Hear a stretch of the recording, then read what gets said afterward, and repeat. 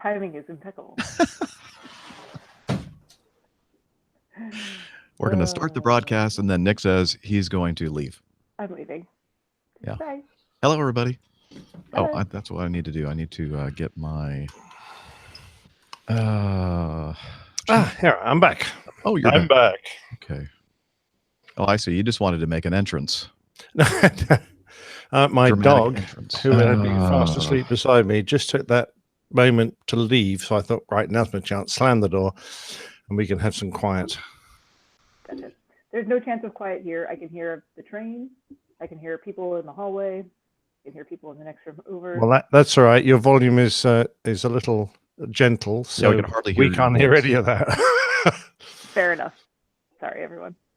I feel like I'm talking really loud. But yeah, we can. But it's like we can't hear hardly anything. Can't hear me. Let's see. Yeah, well, we can make it out, I guess. Yeah, we can understand what you're saying. Nev says it sounds like I'm talking into a sock. Yeah. Very muffled. Well, I guarantee you, I don't see a sock, so I don't think she's talking into a sock. I could try one more time. I had another thought with the Apple headphones. Yeah. Go for it. Disconnecting from the call, connecting them to the iPad, and then trying it again. Yeah, why don't you try it again? All right. Okay. Hold on. Bye. Troubleshooting in progress. Troubleshooting. The only problem with the AirPods is they have about a 1.5 hour battery duration. That's not good. So halfway through the show. That may be all we have of Steph today, though. She has something to go to, I think. Oh, right. Okay. Her time. She needs to go and eat a lot of pasta or something. Yeah, something like that. Okay, let me show everybody something that our good friend and super community member Andy Turlong, what's his last name? Andy, in the BFF chat. Thurlong? Sorry, Andy. I'd never think of your last name. Furlong. There we go. Thanks, Liz. Thank you, Nev. I haven't had a haircut. It's just every day is a different day for my hair. It just does something different. How's this? Is it any better? Yeah. Wow. Is it? Maybe a little bit louder. Yeah. Yeah. Okay. Okay. Let me do Andy Furlong. Thank you very much, Liz. And sorry, Andy, for not remembering your last name perfectly. Okay. So I'm going to go back over here and select this and share it, and then go over here and make it a little bit bigger. That's what she said. Look at that. Very nice. Yeah.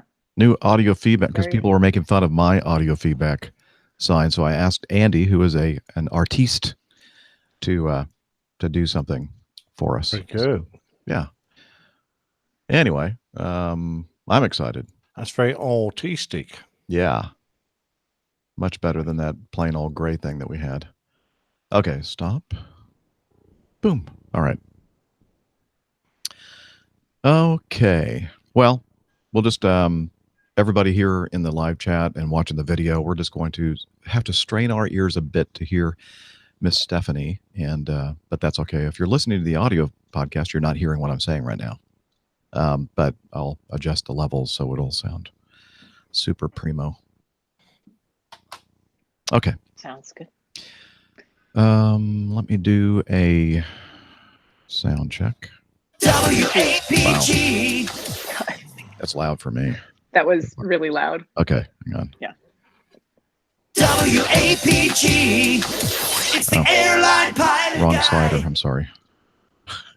Still really loud. Yeah, I know. I was using the wrong volume slider. Okay, let me try this again. That was too soft. It's the airline pilot guy. Is that better? Still too loud? No, that was fine. That's fine. Okay. All right. And let me get my Evernote up. And Steph, so just, oh yeah, we need to do that. Thank you, Nick. I'm not recording, so. Okay. Sorry. Let me get my, where's my recorder? Here it is. Okay, I am recording. And ready, 3, 2, 1. All right. And Steph, you're going to have to leave when? I have to leave by noon, and probably a little bit earlier, which is 1 o'clock your time, Jeff. And I have no idea what time that is for Nick. I'm lost. No. Are you on? Yeah, 1 o'clock. We should be able to, you'll be here for the whole show then. Should be. What Okay. is it? 10:30 there now? It's 10:30 here. Yeah, it's 9:30 here. Okay. So. Excellent. Our lunch reservations are at 12:15, and it is right down the street. But I should probably. Yeah. Well, slightly more presentable than I am now. Stop. Let's see. 11:30, 12:30, 1. Let's see. 10:30, 11:30, 12:30. Just wondering, Steph, are your ear AirPods going to last 3 hours? Well, I got the other ones. Oh, you got another set. Well, I do have another set of AirPods. I didn't bring them, but I have these other ones that were too soft. Oh, I see. Okay. The volume was too soft. But It's just that the trick is it should only use one at a time. It should last for 3 hours. Okay, good. Yeah, they last a decent amount of time. They're basically full on power. So good. All right. Well, I guess we should get started because I don't, right now I'm looking, I don't even know if I'm going to be available for the full 3, but I'll try. Okay. Okay. That's what she said, right? Mm-hmm. Okay. Well, we'll just carry on with I could just tell by your chuckle. Okay. Let's, and you're in Chicago, right, Steph? Downtown? I am. Yep. Downtown Chicago. Okay. All right. 3:43. Here we go. WAPG. It's the Airline Pilot Guy. Airline Pilot Guy, episode 343. Yeah, he's up in the sky. It's the Airline Pilot Guy. Hello, you're listening to the Airline Pilot Guy show, the view from our side of the cockpit door. I'm Captain Jeff, your host, broadcasting live from Studio 1A at the APG headquarters. Today's show was recorded on the 6th of October, 2018. Yeah, he's up in the sky. It's the Airline Pilot Guy. Get your light and he's flying by with the Airline Pilot Guy.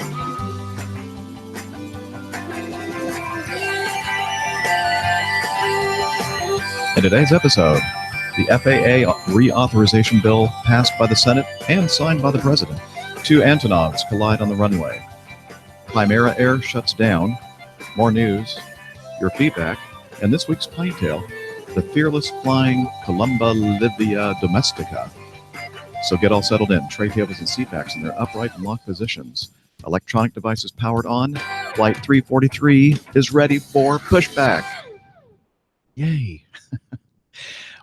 Hello, everyone, and welcome to the Airline Pilot Guy Show. It's an aviation podcast where we talk about things in aviation news and answer your great feedback. And joining me today to help with that is our lovely co-host, Dr. Steph. She's in downtown Chicago, Illinois.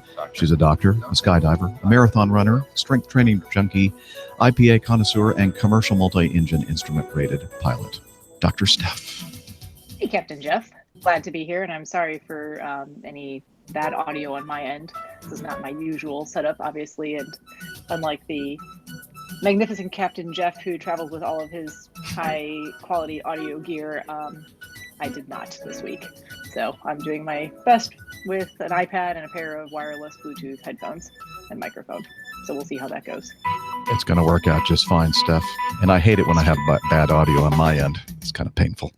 Also joining us today from his studio in England, professional photographer, former RAF, RAAF fighter pilot, current captain for an international airline based in London, Captain Nick. Hi, Jeff, and hi, energetic Steph. Yeah, great to be on the show. Yay. Hi, what a fantastic time of the day. And because it's hosing it down outside, I'm delighted to be in the little studio recording with you today. Oh, it's a little rainy there, huh? Yep, horrible day. England, rain, what? Nah, never That's happened. unheard Pretty of. sure. No. And again, this week, our good friend and co-host, Captain Dana, is not with us. He's up at a family gathering up in the Boston area, I believe. So, Dana, if you're listening, we miss you and look forward to having you back maybe next time. And so what has everybody been doing? Let's start with Steph. I have a feeling that she's had a busy week, and I think maybe even a busy day already, even though it's very early in the day for her. What's up, Yeah, Steph? not much to report, actually. It's just, no, I'm just kidding.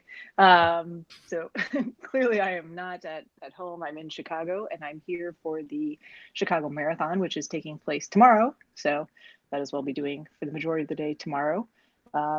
But I made a little vacation out of it, and I've been here all week. Got here on Monday and had some time during the week to meet up with some family and friends along the way. So that's been a lot of fun.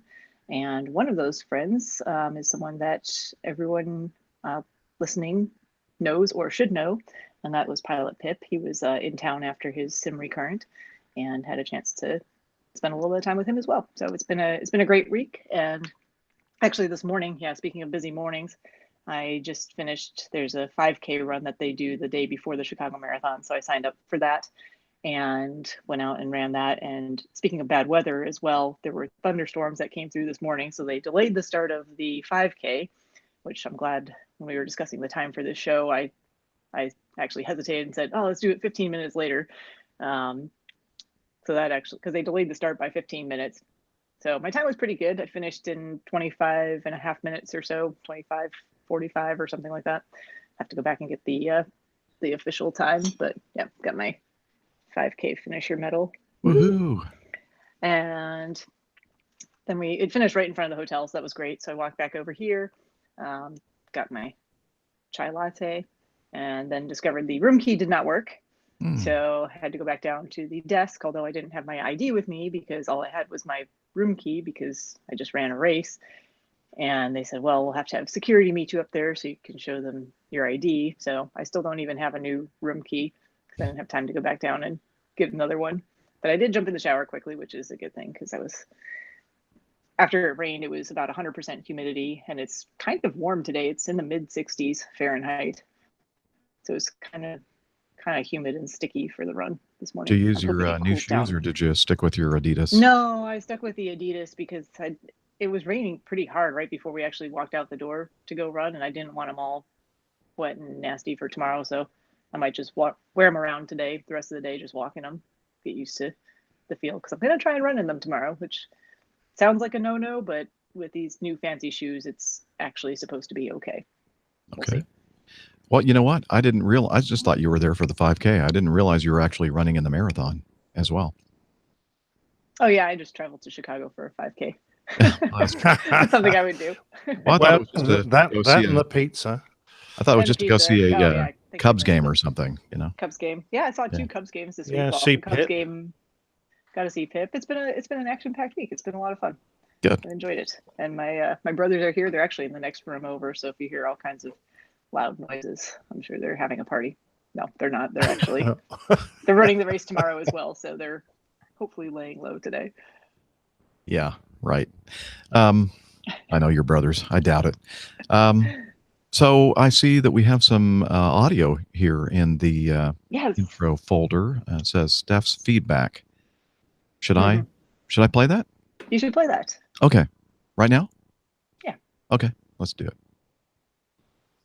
Well, hey, Captain Jeff in the studio. It's Dr. Steph here on location in Chicago, Illinois. And I am here for a variety of reasons. I'm not sure if I'll actually make it on the show this week or not, but the main reason I'm here is to run in the Chicago Marathon this upcoming Sunday, which is a few days from now. But while I was here, I had the chance to meet up with someone that our listeners will know, sitting right next to me, Pilot Pip. Hey, yes, I'm here in Chicago as well. And the main reason for me being here is to not run the Chicago Marathon. It's been a long-term goal of mine to not run the Chicago Marathon. And up until now, I've been pretty damn successful. Yeah, he's avoided it for another year, even though I did try and get him involved earlier this year. Anyway, so why are you here? You had a couple of days elsewhere, not in Chicago. So I, as my regular 6-monthly trip to the States, going to the Sim in Columbus, Ohio. So I've been there this last week or so. Had a great time in the Sim, meeting up with friends, with Jen, with James, doing some work, playing some golf, and generally enjoying the lovely city of Columbus. And then as a little reward, as a little treat to myself, I've come across here to Chicago to spend a few days looking around. It's a little perk of coming to the States every 6 months. Our travel and training department don't mind if we take a couple of extra personal days either side to come and be a tourist. So last time when I was here 6 months ago, I went to New York, met up with Dave Abbey and had a great time there. And this time I thought, right, it's time to go visit Chicago. Yeah, I may have lobbied for it a little bit because I knew the dates worked out where we could maybe meet up and say hi to each other and do a little bit of sightseeing. Yeah, it seemed to make sense, and Chicago was the kind of obvious next choice after New York. I came here once before, almost exactly 20 years ago, in fact, to have a little look around, just briefly for a few days. But it's great to come back and see everything a little more fully, and also to have a local, knowledgeable guide to show me around and recommend things. So we're going to spend the day today looking around. I guess we're going to go on a boat tour. Yep, we're going to do the architectural boat tour, which is actually one of my favorite things to do. I always learn something new about the city. I'm looking forward to that. A little later on, I'm going to try and get across maybe to the planetarium and certainly to one of the big buildings. Which big building am I going to? We're going to do the John Hancock building. I'm going to go up to the top of the John Hancock building, up on the 10,000th floor. 96th floor. They have a bar where yeah. you can sit and have drinks, and it's a nice sunset. It's a nice view of the city too. Yeah, so that'll be great. And then I guess you've got plans tomorrow, but I've still got most of the day tomorrow to go and enjoy myself a little bit more. So looking forward to that. And this actually worked out pretty well. We just recorded an episode of your show, the Plane Safety Podcast, and we had one other guest with us who is still here. So if you'd like to say hi, Captain Al. Hello there. Yes, I'm the other side of the Atlantic in Romania. So I think we've determined actually the other side of the world based on how many time zones difference we are right now. Perhaps in more ways than one, actually, but we'll not go down that avenue. So you think that you've just coordinated with Pip there to do a little bit of recording and some sightseeing. Actually, you've been kidnapped, and Jeff needs to provide a large brown envelope with used notes to get you back onto his show. Otherwise, you're staying with us. Sorry, Jeff, this is not going to be cheap. Help. Uh-oh. I know how many millions you've got in that coffee fund. I'll do what I can to escape here. I think I've hatched a plan. Please. There will be no escape. You're in Romania. What are you going to do about it? Well, Steph's a very valuable commodity, so I'm sure Jeff will pay up eventually. We'll start having to mail him toenails or something. Well, running marathons, there's no shortage of those. Exactly, that's where I was going with that. Anyway, well, thank you guys for sticking around after we recorded that Plane Safety Podcast episode, which was number 54, planesafetypodcast.com. Thank you very much. Yep, you can find that coming soon to your podcatchers. And I think unless you guys have anything else to add, I'll throw it back to Jeff in the studio. That's it. See you, everyone. Bye. Oh, wow. You threw it really hard back to me there. Yeah.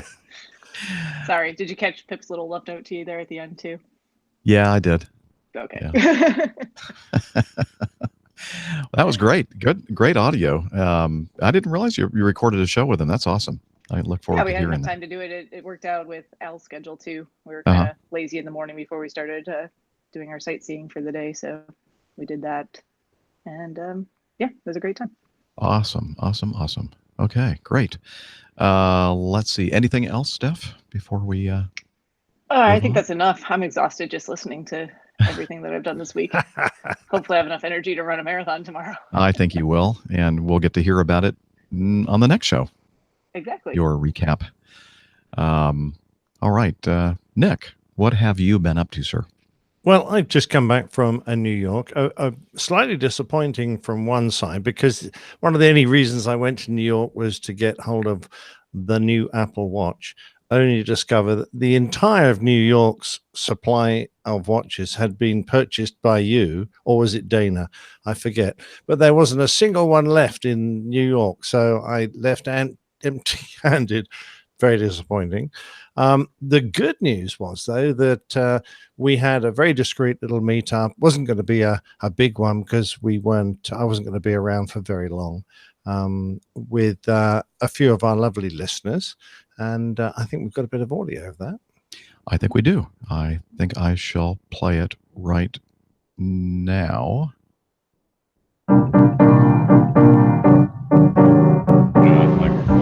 Okay, Jeff. This is Nick, and we're in New York, and we're at one of the oldest bars in New York. I believe it opened in 1880, and it's called the White Horse Tavern. The White Horse Tavern. Okay, so I'm here with Tanya. Hello, all. It's so wonderful to be talking to you again. And I have a big audio feedback in the works, but it's so In the works? Where's the works? it's back in my apartment.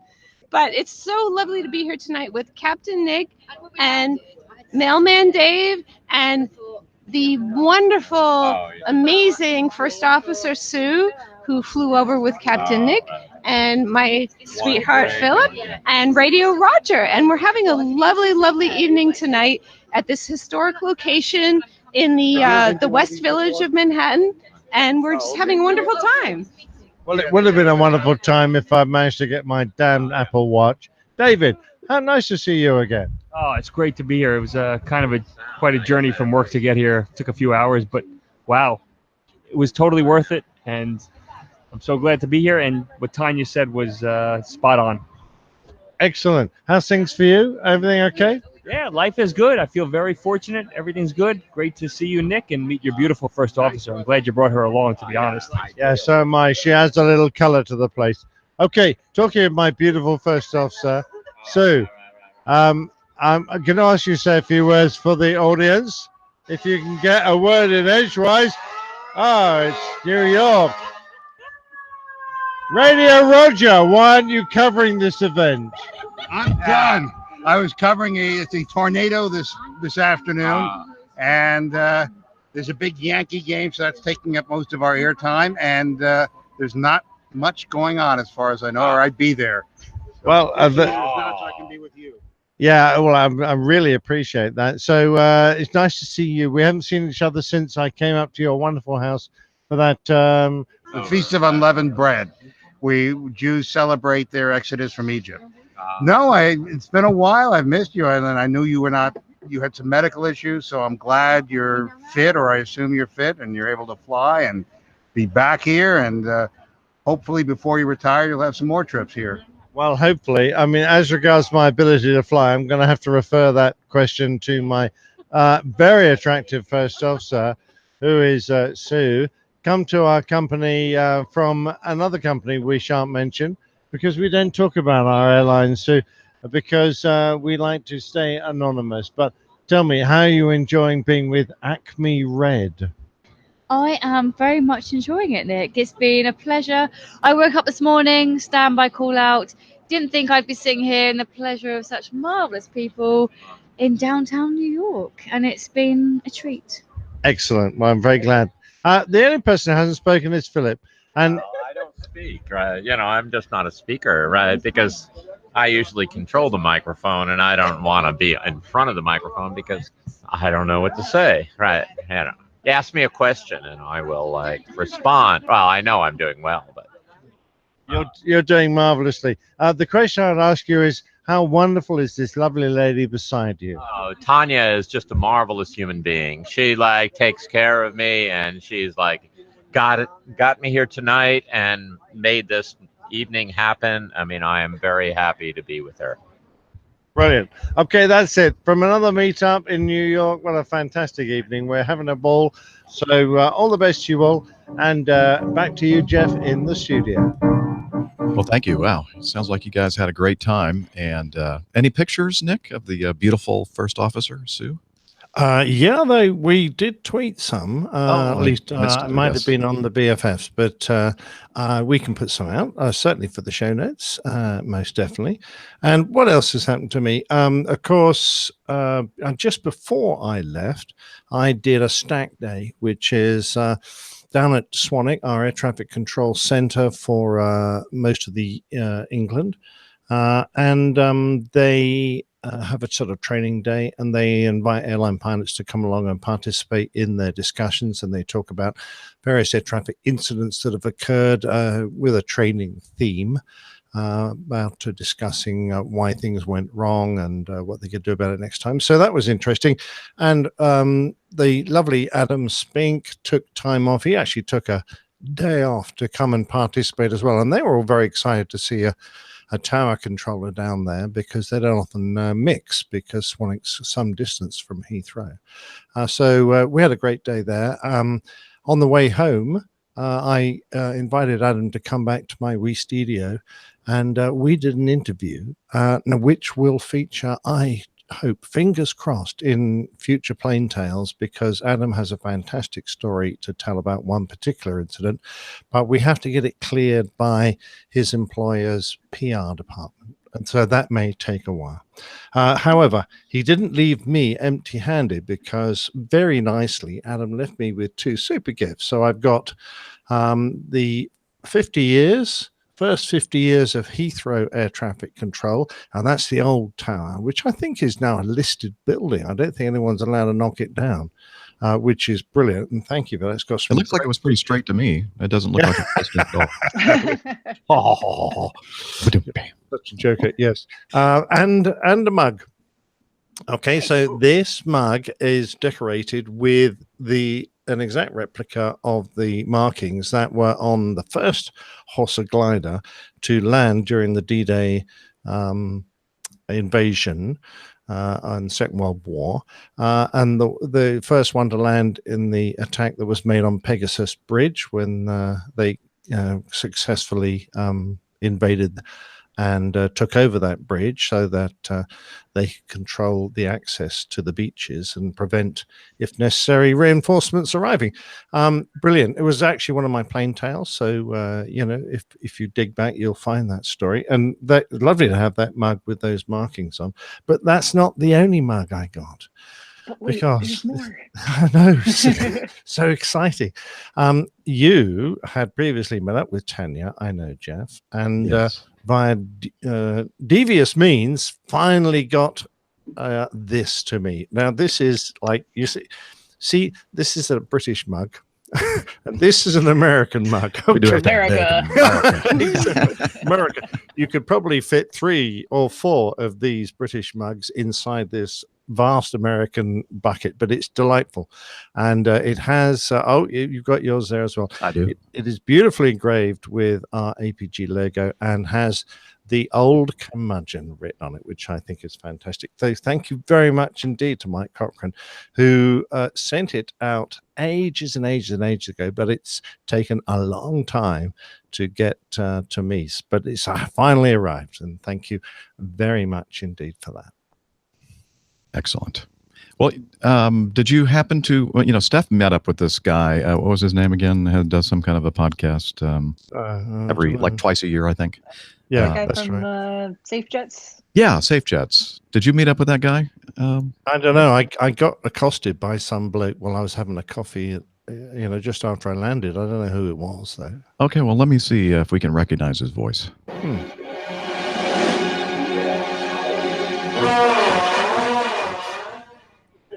Hi, Jeff. I'm at Heathrow Airport, and I'm sitting here at Terminal 3, and I've just been hijacked by... Hello, it's me again, Pilot Pip. How is everybody? He's been hobnobbing with Steph, and I think he's sending some damn feedback. We're going to have to do something about this bloke.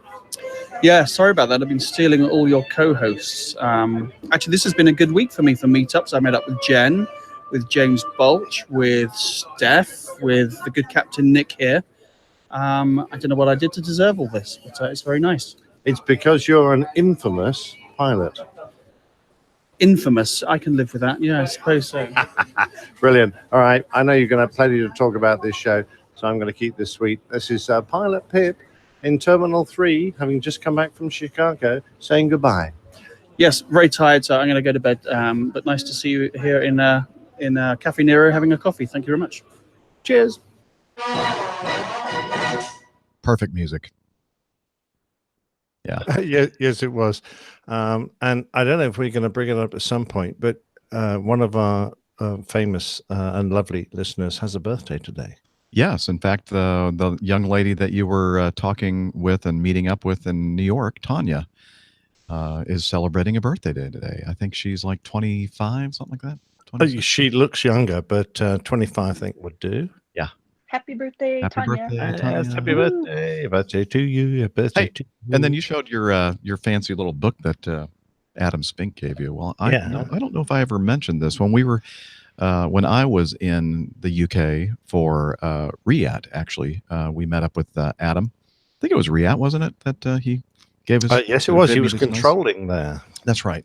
And he gave me a nice little gift. You know, we had talked on earlier shows about Q codes, like QNE and QNF and all these different Q codes.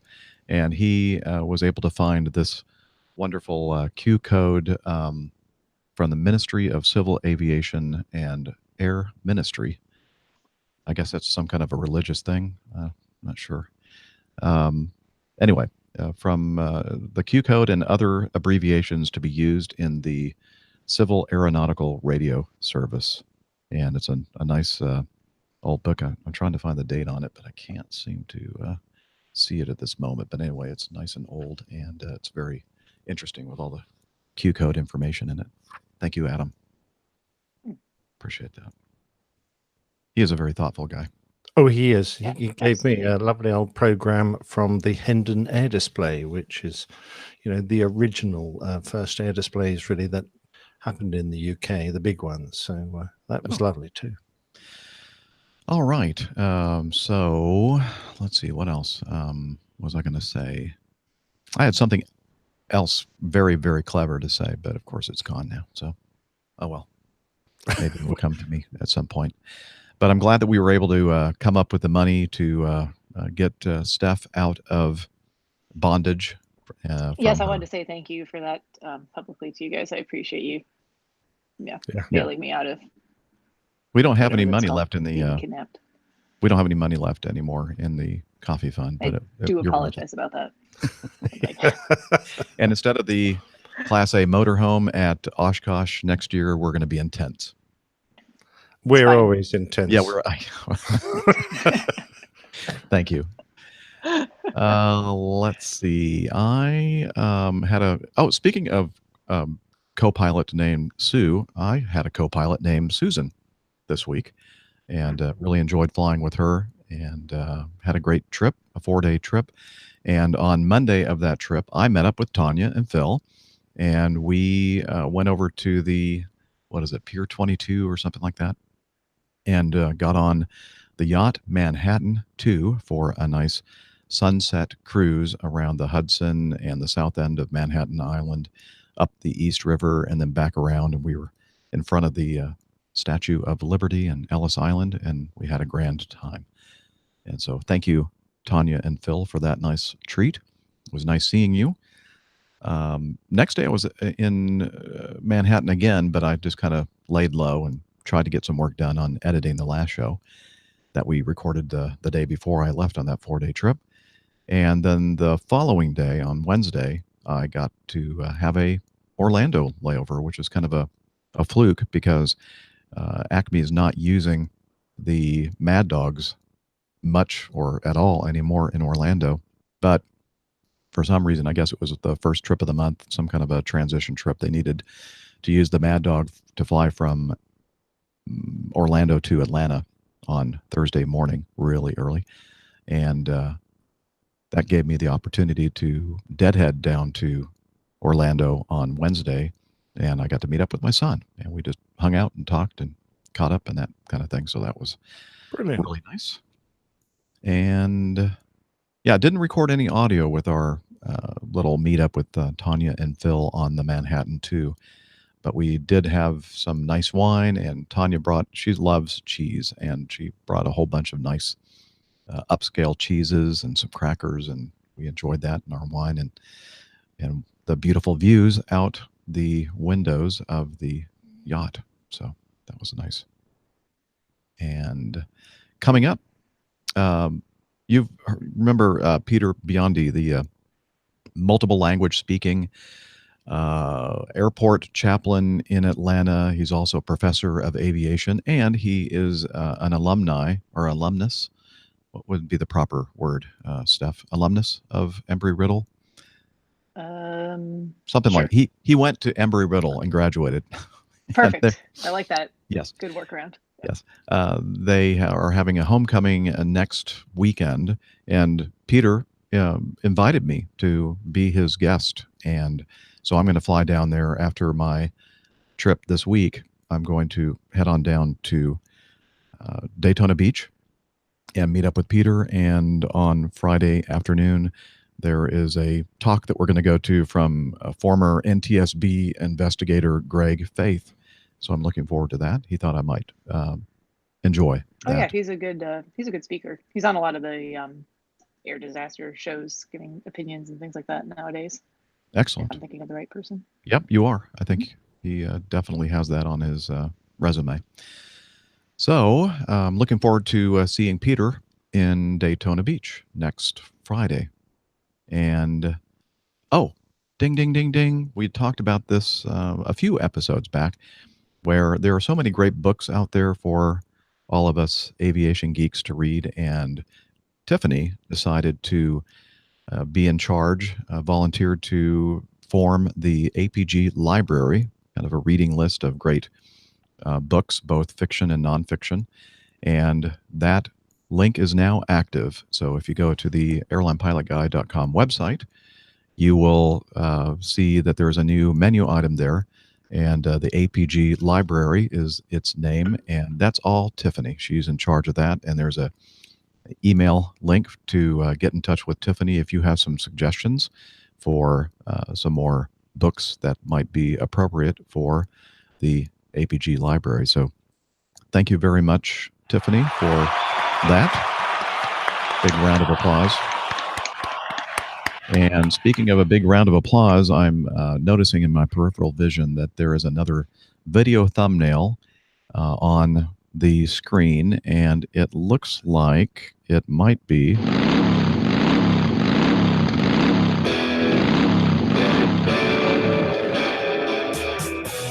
motorcycle riding, party boat skipper, barbecue master, bourbon scotch vodka, every liquor you can think of, connoisseur, and captain for a major U.S. legacy airline. Captain Dana. Well, good morning, everybody. Can you hear me? Yeah, we can. Oh, great. Hey, I'm trying this little remote setup up here in the wonderful town called Boston, which, of course, the pontoon boat is named after. So figured I'd join in and say hello. I'm up here with for a family event this week, and I actually saw the inside of an airplane this week. Really? The cockpit? Yes. Oh. I did see the inside of a cockpit. Wow. Made me feel really uncomfortable, though. What kind of an airplane was it? An Airbus 321. Certainly So wasn't. not the aircraft certainly that you wasn't. currently fly. The magic airplane. The magical airplane. Yeah, So that it was can do quite it all itself.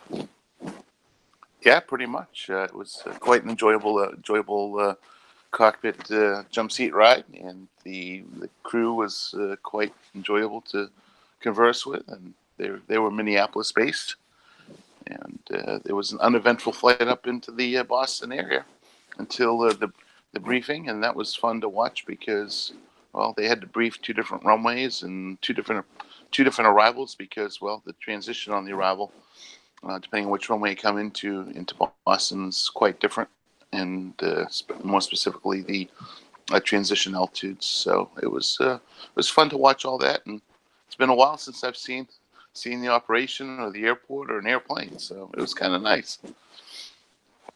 Excellent. So I trust you're having a good time there with all of your family? Yeah, your yeah. in-laws? Actually, in the back wall right here, right behind me, that's my wife's and I's wedding picture on my mother-in-law and father-in-law's wall. And last night was quite an enjoyable evening. Went out for some Italian food. There was 32 of us, 33 of us. Went out we're actually up here for a family event called a bat mitzvah. Small group. Oh. Small group. Small group thing. So A bat mitzvah. bat That's mitzvah. for a female, right? Female, that's correct. Excellent. So I've got a chance to visit with a lot of my friends up here. I have a few minutes of lull here before I head out to go meet up with my half brother for lunch and his beautiful bride, and then this evening to the actual bat mitzvah. So which half is he? Is it the upper half or the bottom half? What? Okay, I need some help here. There we go. There's the rim shot. We said it was a half brother, so I didn't know which half. Dana, in your defense, it was not a very good. It wasn't. It was bad. I was like, huh? Just like one of the jokes that bombed in the last episode that I cut out, by the way. That's the advantage of being the person that edits the audio. That was great. Please leave that in, though. That was great. What? My younger half. Ah. I have two younger halves. I had a half brother and a half sister. You put them together, I guess you have a whole. Yeah. Hmm. That'd be Sister interesting. and brother. I only have a half sister. That makes the counting awkward, I guess. Yeah. Just one. Okay. Well, anyway, I do apologize for the bad humor, but that's why I'm here. That's why you get paid the big dollars to be the lead. Yep. All right. Well, so any plans to head back to Atlanta or maybe go back to work anytime in the future? Yeah, I'm on call starting on Tuesday. Oh, excellent. Excellent. For 3 days. But I was reading the crew resources note this morning, and it looks like we're continuing to be overstaffed. November is about half the amount of flying that we do in the summer schedule. So they continue to say they're going to have a lot of reserves. I actually may have to go to the simulator to get current on my landings because I'm about to expire. Wow. I've never had that happen in my entire career, ever. So we'll see. I mean, it's. I'm not going to lie. I'm enjoying the downtime and I do miss the flying. Everybody. I mean, of course, I left the real world of work to become an airline pilot so that I could actually fly airplanes. But after 15 years of doing it, it's kind of a nice break. So I'm taking full advantage of it. Yeah, I don't think there's anything wrong with taking a little just extended sabbatical. Yeah, sabbatical. There you go. It's a very religious experience. Very much so. So, okay. But I figured I'd join in for just a few minutes, not to steal anybody's thunder. I just wanted to say hello because missed last week's show and missing a good portion of today's show because of other commitments. All right. Well, as I said, we all miss you, but we look forward to hearing back from you on our next show. And thank you for turning the phone into landscape mode. That makes me happy. Is that much better? Yes. A lot better. Well, now we look like everybody else's picture. But sorry. Hey, you're looking good, and have fun up there in Boston. And if you want to just hang out for a little while longer, you may. We're going to just move on with the show, if that's all right. Of course, it's all right. Yes, I'm gonna hang out for a little while. Let's see, what time is it right now? Why does this thing allow me to see the time? It's 11:05. Okay, yeah, I've got some time. I'm gonna hang out for a while. Okay, very good. Anything else, crew, that we should mention before we move on with the coffee fund? Not here. I don't think so. All right, then let's do that.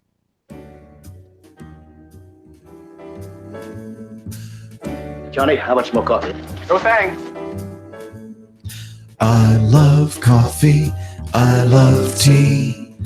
I love the APG community. Coffee and tea and the driver and me. A cup, a cup, a cup, a cup, a cup. All right, that's the Jeff Smith who sings the Java Jive, and we always have that running in the background when we talk about our coffee fund and our awesome coffee fund cadre. Those are the people that support us financially.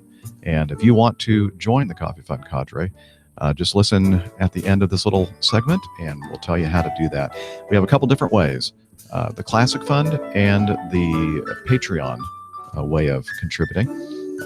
Frank Heyman contributed via the Coffee Fund Classic method. Thank you, Frank. And we have a new producer. Well, before we talk about our new producer, our current producer, Fabian, he doubled his contribution from $1 to $2. So thank you, Fabian, for that. Obviously, he's rolling in the dough now as an airline pilot. We do appreciate Fabian very much. Played his feedback on our last episode.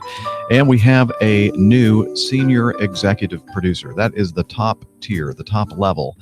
So his name, Jacob Oldenkamp, and he joins the three others in that top tier, Rodrigo Pacheco and Lucas Diamond, the Flying Kiwi, and Asa Armin.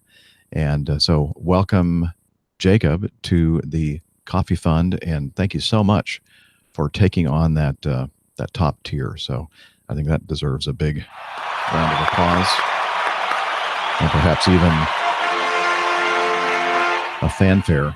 We do appreciate that. That's $20 each episode. That's a lot of moolah, but thank you very much for your support, Jacob. And one of the things I always do when somebody signs up for that level of contribution is I send them a quick email back and say, now, I just want to make sure that you understand what you just signed up for, because sometimes people misunderstand and they think when you become a patron via Patreon. Let me try that again. A patron via Patreon. Kind of confusing, isn't it? People think that contribution is for the whole month. And no, it's for one episode. And we usually do 4 to 5 episodes per month. So that gives you an idea of the commitment that these folks make. So we do appreciate that. And again, as we always say, if you don't have the financial resources to contribute financially, that's okay, because this thing is free. It was intended to be that way, and it will be that way forever into the future. And we just appreciate it when people support our efforts for offsetting costs of hosting both our website and media files, our equipment costs that we have. We just recently upgraded some equipment, and also for helping us offset some of the costs of the many meetups that we do around the world. So again, thanks very much for all of your great contributions, the Coffee Fund cadre. And you can learn about how you can contribute as well by heading over to airlinepilotguide.com/coffee. Wow. The music ran out a long, long time ago, so I do apologize for that. Okay. I think now it's time for us to move on to the news. Stand by for news.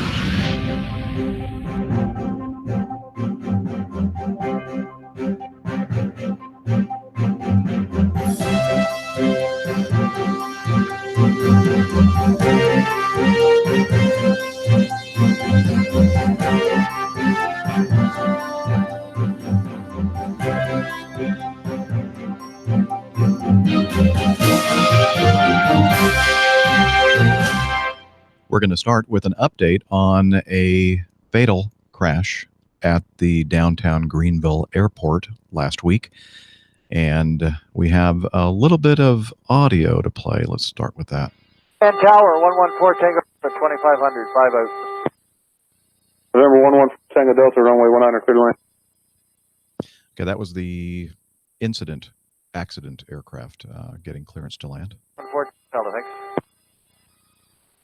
6 pop enter left-hand holding pattern and stay there, don't call me until further advised. November 114 Delta, you up?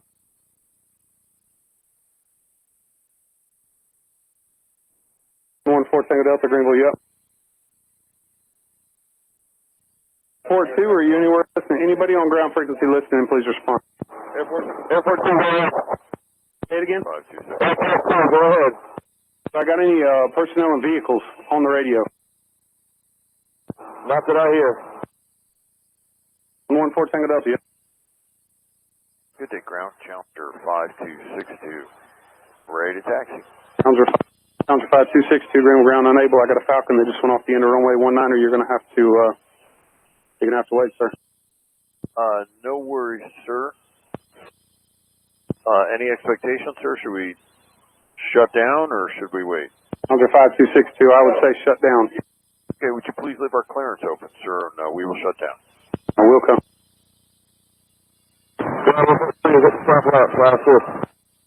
Airport 3, affirmative. I don't see where you're at, but proceed out Alpha 3 on the runway 19 and head down there. I'm at the runway park, headed that way. Center 5, if you're up, proceed Alpha 5 onto the runway 19 and head down that way. Alpha 519, head down there, just center 5. 66 Papa, I have an emergency. I have two options for you. I'll land you on 1028 and you can come to the ramp, or you're going to have to go to another airport. 6 Papa, set yourself up on a straight into runway 1028. I got a vehicle crossing right now, and then I'll get you down. Runway, look at the wind. The wind's 2006. Does 10 work for you? The ground station 100, Charlie Juliet. 6 Papa, make a left turn, please, back to runway 10, and you're clear to land runway 10. November 0, Charlie Juliet. You're going to be unable to depart right now. I have an emergency. If you will shut it down, it's going to be a few minutes. Okay, we'll call you back. Thanks. Just center 5 ground. Center 5 ground. As I'm approaching, I believe they're off the runway. I'm getting closer, but as of now, they're off the runway. Roger. Call me on a cell phone when you get down there, because your radio probably won't work, but I need to know the status, and I got the fire department on the way. Go down to the end of the runway, please. On ground, you stepped on another one. Everybody stand by and hold your...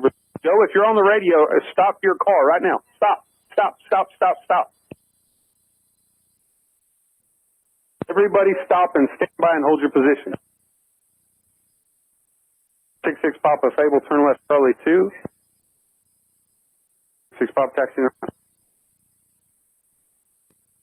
Airport 1, are you up on radio? Yeah, we're here waiting. Airport 1, proceed out Alpha 5 on the 119 down to the end. Airport 1, Roger. Variable ground, Center 5, copy. Center 5, I ain't copied anything you said. They are off the runway. They're off the runway in the embankment. Engines are running. There are emergency response vehicles down there, and are the people on or off the plane? Do you see any people? Emergency response is on site. Roger. Airport 1, are you up? I am. I'll give you a call. I'd like to close the aerodrome. Can you tell me yes or no? Yes. Thank you. Greenville Ground, Airport 1. Airport 1, go ahead. And it's really dusk. His engine is still running. The cockpit is separated from the fuselage, and there are injured people that I'm watching now. But I cannot hear when I get outside because the jet is so loud, so I'm in my car. Airport 1, Roger. That's fine. We're closing the airport down now. Airport 1, Roger. Wow. So that kind of gives you an idea of how that situation evolved and how serious things got very, very quickly. And obviously, to recap, the Falcon 50 landed and then continued off the end of the runway. And as Steph mentioned last episode, there really is not much beyond the overrun. It goes down a pretty steep embankment and to a perimeter road and perimeter fence. Yeah. On the other end of the same runway, there is an EMAS, like the arresting material to stop, because I think on the other end it's actually the one of the interstates or the interstate loops on that side, but on the other side it's a smaller road, but there is a little embankment that you would go down before you get to the road.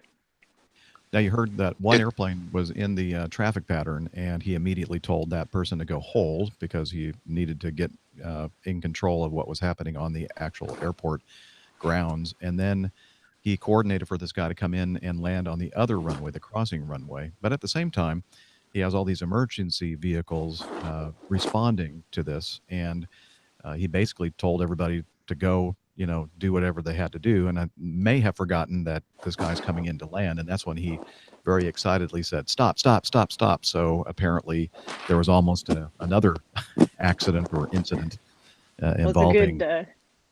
It's a good example kind of task saturation there, where he's trying to take care of a lot of things all at once. And, I'm not going to second guess what he should have done in that instance, but it's a good, I think we can all listen to it and say, yeah, there's probably different ways to handle all of that, but that's what happens when something unexpected happens and you're not anticipating it, and a lot of things have to happen in a hurry. Was he likely to have been alone in the tower? Yes. I think he was. Yeah. So, I mean, it's just a classic situation of all hell's breaking loose, and he's got so many balls to juggle that it's hardly surprising he nearly dropped one. Right. And then, as we mentioned, go ahead, Dana. I was going to put in that I just spoke to my buddy, who's a corporate pilot, happened to be in Greenville and watching this whole thing happen. Wow. So he gave me a unique perspective on what he observed in the aircraft and why or how it ended up in that scenario. Apparently, it was a pretty hard landing, bounced landing, and then put the aircraft down. It's not a very short runway, but a fairly short runway. And then apparently he was aerodynamically braking the air. So, yeah, Okay. I got rid of it. Aerodynamically braking the aircraft, and then it went off the end of the runway. Now, he told me some things. I don't necessarily believe it, but I don't know. I can't substantiate it, so it might be a rumor. But that the pilot flying was actually not type rated in the aircraft. Did you guys hear this? Yep, that was what I was just about to mention. Yep, was not type rated. He was an SIC pilot, and then the person in the right seat was just a private pilot, not even instrument rated. Right. So, and then they both succumbed, and the people in the back survived. But that's what he told me. That was his eyewitness account to what happened to the aircraft. It was not a good scenario, obviously, not a good outcome. Right. When I heard this little piece of information, which is huge, I was flabbergasted that, again, just to recap, John Christian Caswell, who was operating the airplane as the captain, the pilot in command, was only certified to fly the Falcon 50 as second in command, or the co-pilot. And then the person acting as co-pilot, Stephen George Fox, only had a private license, not even an instrument rating. So basically, his status was not really much more than just a passenger occupying the right seat of a Falcon 50, which all of it was against all the regulations. Mm-hmm. There's that's some question of whether, because the information about him having a second in command license for the Falcon 50 comes off of the FAA database, and sometimes that can lag behind. So if he had gotten his PIC qualification, it could be out there potentially. So I think I've not been watching the news as closely this week, but that was the last I saw, was maybe there was still some question as to whether that was possible. The news agency asked if we asked if those pilots could have been granted new certification on the day they were traveling. The FAA Airman Certification Inquiry Center said all certification updates are loaded onto the FAA website daily to show any changes in pilot certifications. So there you go. Turns so out it sounds that like no. Yeah, no. So, wow. And I just obviously an unfortunate circumstance. And when my buddy told me, he was an eyewitness to the whole thing and saw it. He was he flies a Lear, and he was on the ground there and watched the whole thing happen. And then he told me that bit of piece of information. Of course, just like Jeff said, I was aghast. Really? What's going on here? But another thing came to my mind, and that is, it is maybe a sign. I don't know. Maybe I'm thinking outside the box here, but maybe it's a sign that we're really starting to run into this pilot shortage thing a little quicker than we think, because maybe they're having problems finding people to fly these corporate aircraft that are actually qualified. So could be. It could be, and that's just me just thinking along another line. Obviously, it's a sad day that somebody that shouldn't have been flying the aircraft was flying the aircraft, and the ultimate outcome was a tragedy. And it just shows you the importance of having proper training and being able to fly a particular aircraft and be integrated in it. So it's a travesty. Experience counts. Yeah. The passengers thinking that they're flying with fully qualified crew members to fly this very sophisticated business jet. Yes, because it's something that as a passenger, that's very hard to double check on. If if the company seems reputable enough, and why wouldn't it be here in the United States? They're not going to ask to look at licenses or certificates or anything like that to make sure the guys up front are up to date and current and qualified. And you'd also the fact that this thing is like at the upper end of the, the upper echelon of business jets, a Falcon 50, a tri-jet, you would assume that, perhaps you might find something like this happening with one of the, lower tier kind of business jets, the smaller ones or whatever, but not a Falcon 50. I mean, come on. Yeah. And just as a word of caution to anyone else who's thinking of stretching the rules and getting some flights when they shouldn't, just bear in mind that the litigation against the estate of the deceased pilots, whether they died or not, it would have been the same.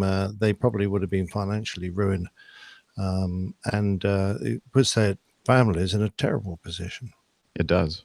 And the fact that I'm sure the insurance agency, the insurance company, will probably say, no, we're not going to pay a thing because you didn't, you violated all of these rules that, we require for the safe, proper operation of this jet.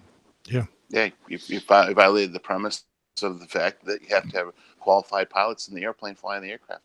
Yeah. You violated the FAR, so that's it. So on that note, guys, I got to run. Okay. It's great seeing everybody. Nice to see you, Dana. Bye, Dana. Have a great show, everybody. All right. Enjoy We'll the rest see of you your next weekend. week. See ya. Hopefully. Bye-bye. Okay. Well, it was good that Dana joined us with that little bit of extra input from his friend. Yes. Very timely. Very timely.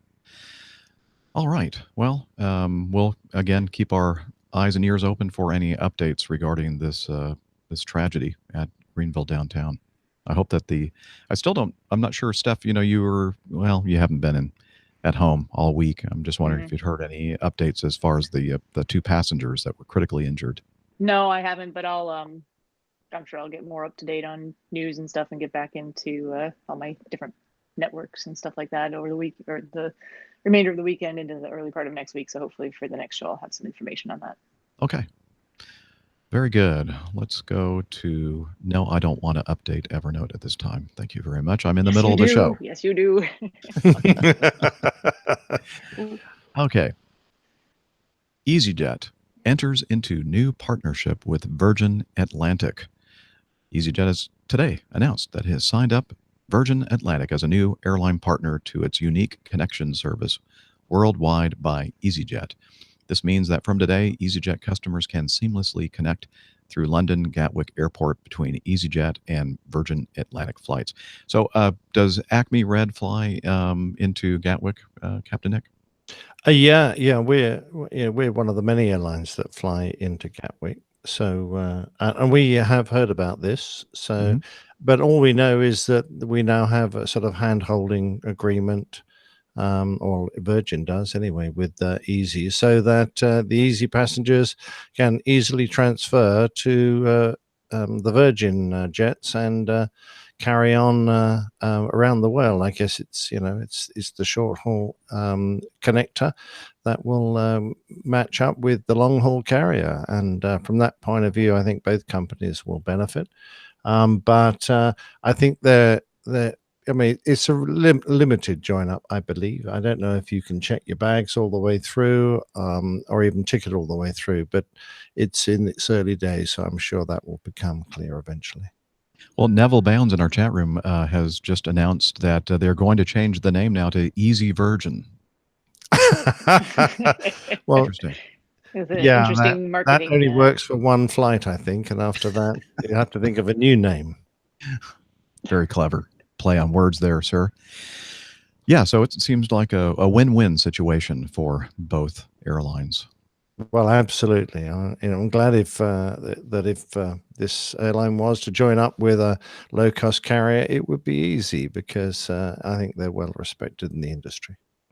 Well, speaking of low-cost carriers, one seems to have hit a major roadblock. Primera Air has gone out of business, has ceased flying, and thousands were left stranded as this airline failed. In 2017, Primera Air announced an ambitious program of flights from Stansted and Birmingham to New York, Boston, Washington, and Toronto, as well as destinations in Spain and elsewhere in Europe. But before operations had even begun, Primera Air upset thousands of passengers by dropping a number of routes and then announced it was abandoning Birmingham completely. Primera blamed various late deliveries from Airbus of new A321 jets and weak demand. Probably the latter more of a factor. Blame everyone else except for your own business. Yeah, it was Airbus's fault. That's why. Yeah, and the collapse comes on the eve of the first anniversary of the failure of Monarch, which Nick and Al covered extensively in the last two Plane Tales. And sadly, I guess there were a lot of personnel that were from Monarch that had signed on with Primera Air, and now they are facing the same situation all over again. Yeah, I know. Isn't that dreadful to have lost two airlines drop out from under you inside a year? It's just awful luck. But that is always the risk with a startup airline. The average length of an airline is sort of 5 years. So if you average it out with the long established airlines, it means that some of these airlines are going to disappear very soon after they started because they just didn't get their sums right. Very sad indeed. And also because this was basically an Icelandic airline, I understand that's where it sort of held its headquarters and its books were run from. The protections that the United Kingdom give to passengers of a UK airline, which meant that when Monarch went down, all the thousands of passengers that were stranded overseas were brought back to the UK by the Civil Aviation Authority at no cost to the passengers. It just didn't happen for Primera passengers. There's no protection, and so they were left stuck overseas. Now, I know a lot of airlines that did go to the destinations they were at, tried to help out, and certainly I understand that a lot of the workers, the crew members, got back to the UK okay, but we like a musical accompaniment. That's very nice. Sorry, I just briefly try and mute that. It got very noisy out there between birds and sirens. Yeah. The passengers, sadly, there are probably too many for them to have been able to do a lot, but many of them will have to buy a fresh ticket to get home. Yeah, Neil in the chat room says that he thinks that WOW, which I believe is another Icelandic-based airline, stepped in and brought cabin crew back. Yeah, I think it depended what airlines were operating to which routes where the crews were stuck. I know several airlines that made empty seats available to the stranded crew to get them home. And I know there were a lot of kind offers from our listeners who were in touch with Captain Al, saying that if he knew of anyone that was stuck, then they would put their houses and make their houses available, let them come and have a meal with them and a shower. I don't think that was necessary in the end, but it was great to see our listeners taking a lovely attitude towards the awful circumstances that these people found themselves in. Yeah, our aviation community is pretty awesome, isn't it? Absolutely, yeah. It really is. Okay, well, our thoughts and prayers go out to all of the employees of Primera Air, and we hope that you'll land on your feet and hit the ground running and resume your career in aviation. Absolutely. Next item, an incident. A Delta 767-300 at John F. Kennedy, New York, rejected a takeoff when they were accelerating because of a discrepancy or disagreeing airspeeds on either side. And they aborted the takeoff. Crew advised that they did not need assistance at the time, and they were ready to return to the gate. The aircraft vacated the runway via taxiway Lima, about 8,900 feet down the runway. Let's see, they were taking off on 13 right, which is a very long runway. That's nice. And they taxied via taxiway Alpha around the terminal complex, and they were near the intersection of taxiways Alpha and Whiskey when a ground observer notified ground control about flames from the back of the aircraft. Ground control subsequently advised the Delta crew that there were flames from the right main gear, at least a strong glow, and emergency services had already been dispatched. The aircraft stopped near the intersection of taxiways Alpha and Whiskey. Emergency services foamed the right main gear and put the fire out. Passengers embarked or disembarked via mobile stairs. Yay, Jen. After the fire was put out. And so they have a picture here of the fire crews looking at a very badly worn, let's see, that would be 1, 2, 3, 4, 5, tire number 8 and wheel number 8. And basically all the tire's pretty much gone. It's just the rim. And apparently the brake must have overheated, or maybe the tire itself failed at some point. But yeah, it's a mess. Toasty. Yeah, very toasty. So anyway, crew did the right thing. Now that's one of those things you have to really take in consideration, especially for an airplane. Well, all of them actually, but when you're flying a very large, wide-body, very heavy airplane about to depart and fly a long distance, they're very heavy. And if you reject a takeoff, that's one of the primary things that we think about is, okay, the brakes just were used extensively, and a lot of energy now is in the braking system, and you have to kind of keep an eye out for brake temperatures and that kind of thing, because this is not an unusual thing to happen when you have a very heavy airplane reject at a high speed. Interesting. We don't know why they had a disagreement in airspeed yet. No. We covered one last week where the crew left all the pitot probe covers on, suggesting they did the same here. No. It would be very unlikely, but I'm just curious to know what speed they thought they rejected at and why that all went wrong. Normally, I don't know about you, Jeff, but we have 100 knot call on our takeoff, and that's when we compare airspeeds. And if there was a major difference at that point, that would be when I would reject the takeoff. And a 100 knot rejection, or by the time you get it actioned, perhaps 105, 110, it's not a hugely fast. It's still pretty fast, but it's not hugely fast. And that's a long old runway. So disappointing that the tires got to such a high temperature. It could be that maybe one of the brake assemblies just didn't release when they were supposed to, and maybe they were dragging that brake. I don't know. Who knows really exactly what happened there. But I can tell you Delta is a sister airline for Acme, and I can tell you that like Acme, Delta does not employ the use of the pitot tube covers as far as I know. So I don't think that was the case here. But it would be nice, you're right, Nick, to know what speed did they reject.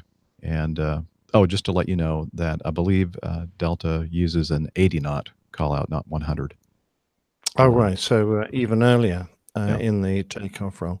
Right. Yeah, I wonder if it was a bee then that flew down the B2. I was going to say, it's all the insects busy making little nest. This looks handy. I'll go down here. Check that, because some of the rental aircraft I fly sit outside, and some have pitot tube covers and some do not. So gotta make sure that there haven't been spiders busy building webs and whatnot in there.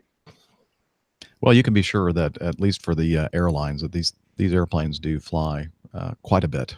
They're not sitting on the ramp for days at a time. Usually, I guess there are instances when they do, but yeah. All right. This was an interesting one. Good afternoon, ladies and gentlemen. This is your captain, Glenn Quagmire. We're looking about a 4.5-hour flight time today. We got clear skies, good visibility. The temperature in Atlanta is 64 degrees. The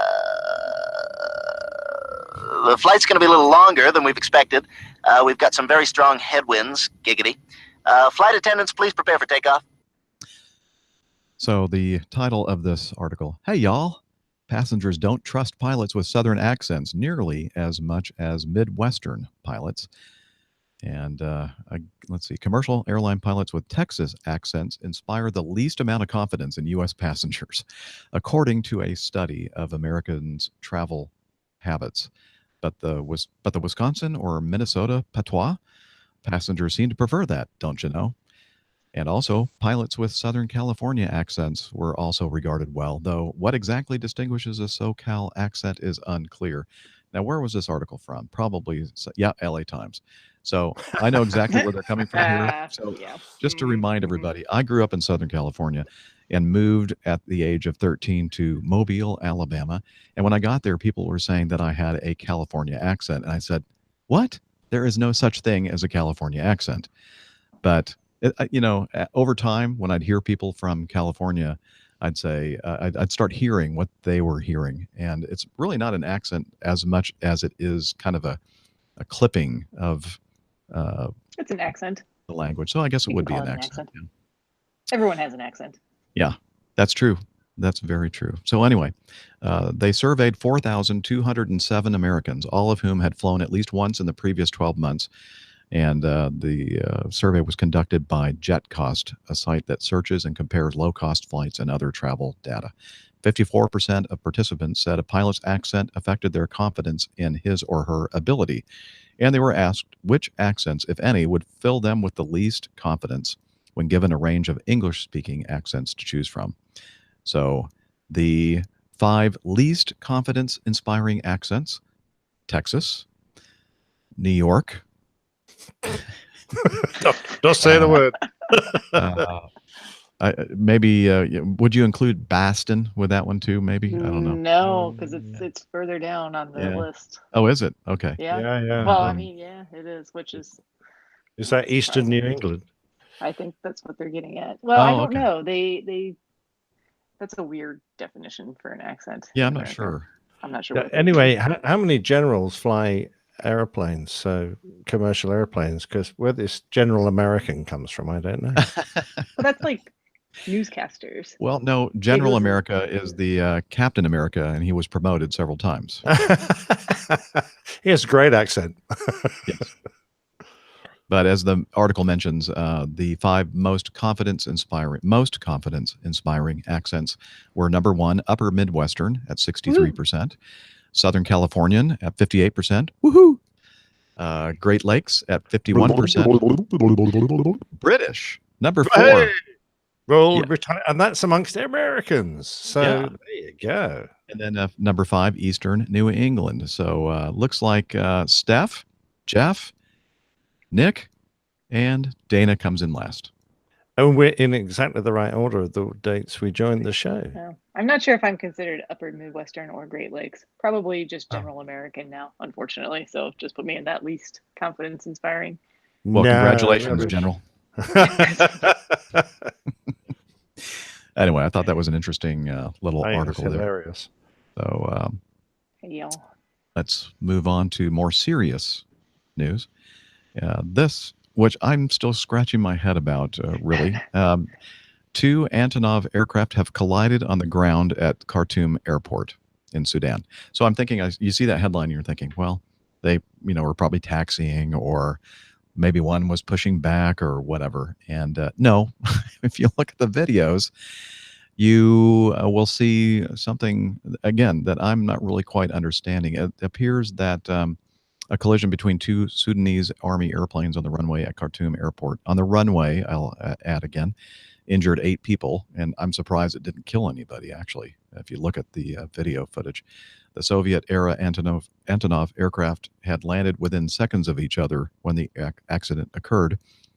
So you look at this, and you see an airplane that has already touched down and is rolling out, and then you see another airplane very close behind it, using the same runway, and bouncing, and just a horrible landing, probably trying to figure out how to avoid colliding with this airplane that is just ahead of them. And apparently they didn't figure out exactly how to keep that from happening, because they did actually collide with the airplane in front of them that was still on the runway. So what in the heck is going on here? Well, I don't know. Being military, they may have had an in-trail landing procedure, or even a formation landing procedure, where One guy landed on one side of the runway, the other landed on the other side, and he dropped back just in short finals to generate some separation. But he made such a hash of the landing that he didn't do any braking at all. Effectively, the front guy rolled out normally, and the back guy is kangarooing down the runway, and there's so little contact with his wheels on the runway, apart from the occasional smackaroonie, that he just kept on going. Rammed this other bloke up the backside. So why he didn't go around, I don't know. Go around, did you say? Yeah. You can always go around, So even if I you're in the hear. Sudanese army. But don't look right coming down. Don't wait until your socks are sliding on the ground. Go around.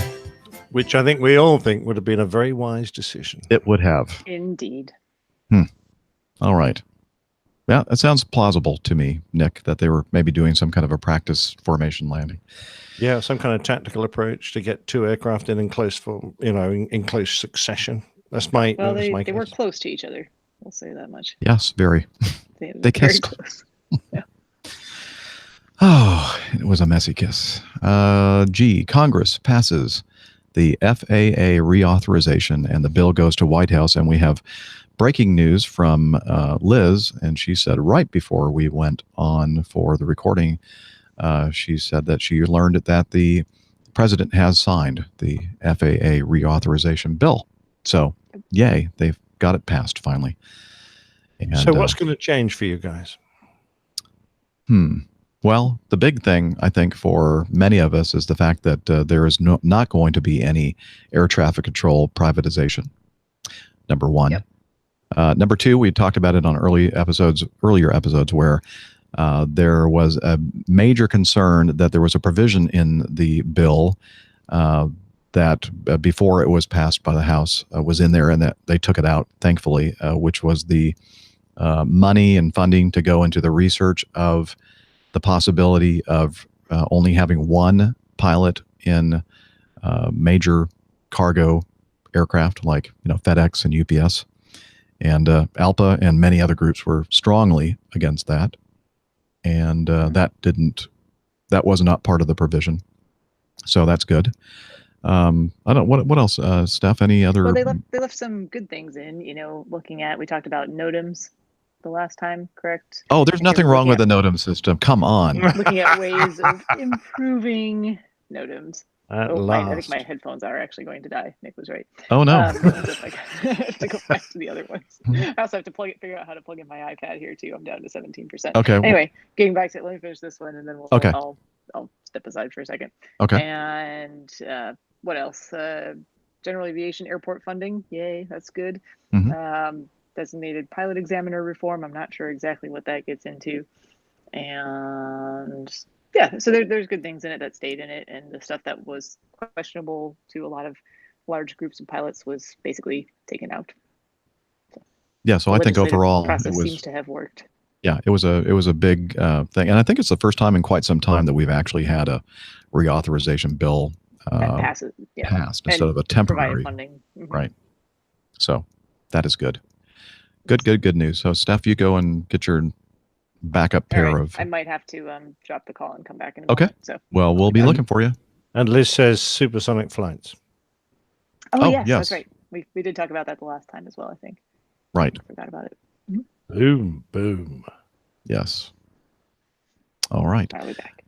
All right. And let's see. While Steph is gone, we're going to address this last item in the news folder, an update on the 737-800, the Air Niugini 737-800 that touched down short of the runway and crashed into the sea in Micronesia. Chuuk, Chuuk. And they said that one passenger, at first they thought everybody was accounted for, and then they said, no, one male passenger is missing. And we kind of surmised or thought that perhaps this person had somehow gotten off of the airplane and into some hospital, or who knows, we even surmise that they may have been captured by cannibals. Of course, we were just kidding around.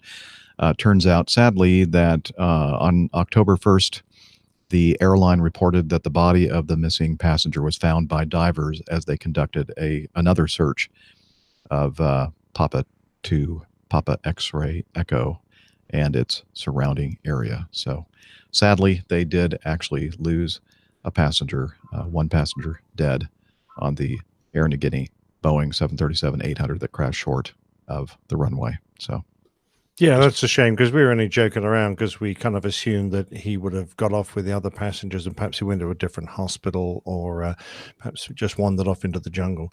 But no, it's very sad to hear that he died. It is. Thoughts and prayers go out to him, his family, friends, etc. Tragedy. All right. Well, with that, I don't think I skipped anything in there, did I? I think that Liz would be messaging me and telling me that I forgot to cover something. So since I'm not hearing from her, I'll assume that we're good, and it's time for us now to go to our feedback section.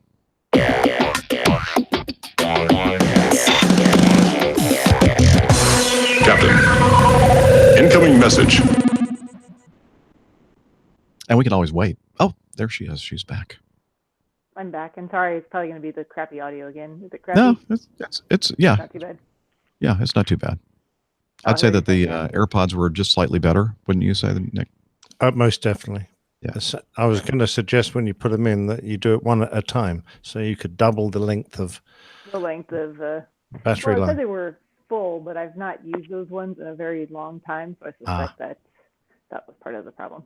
Sorry. Never mind. These ones are definitely full, so they'll last. They're just You're very good. I also had to move slightly so that I could actually reach the plug for. Let me go turn off that other light behind me, because that seems really. Okay. Oh yeah, a little bit different perspective. I don't think I need them. Yeah.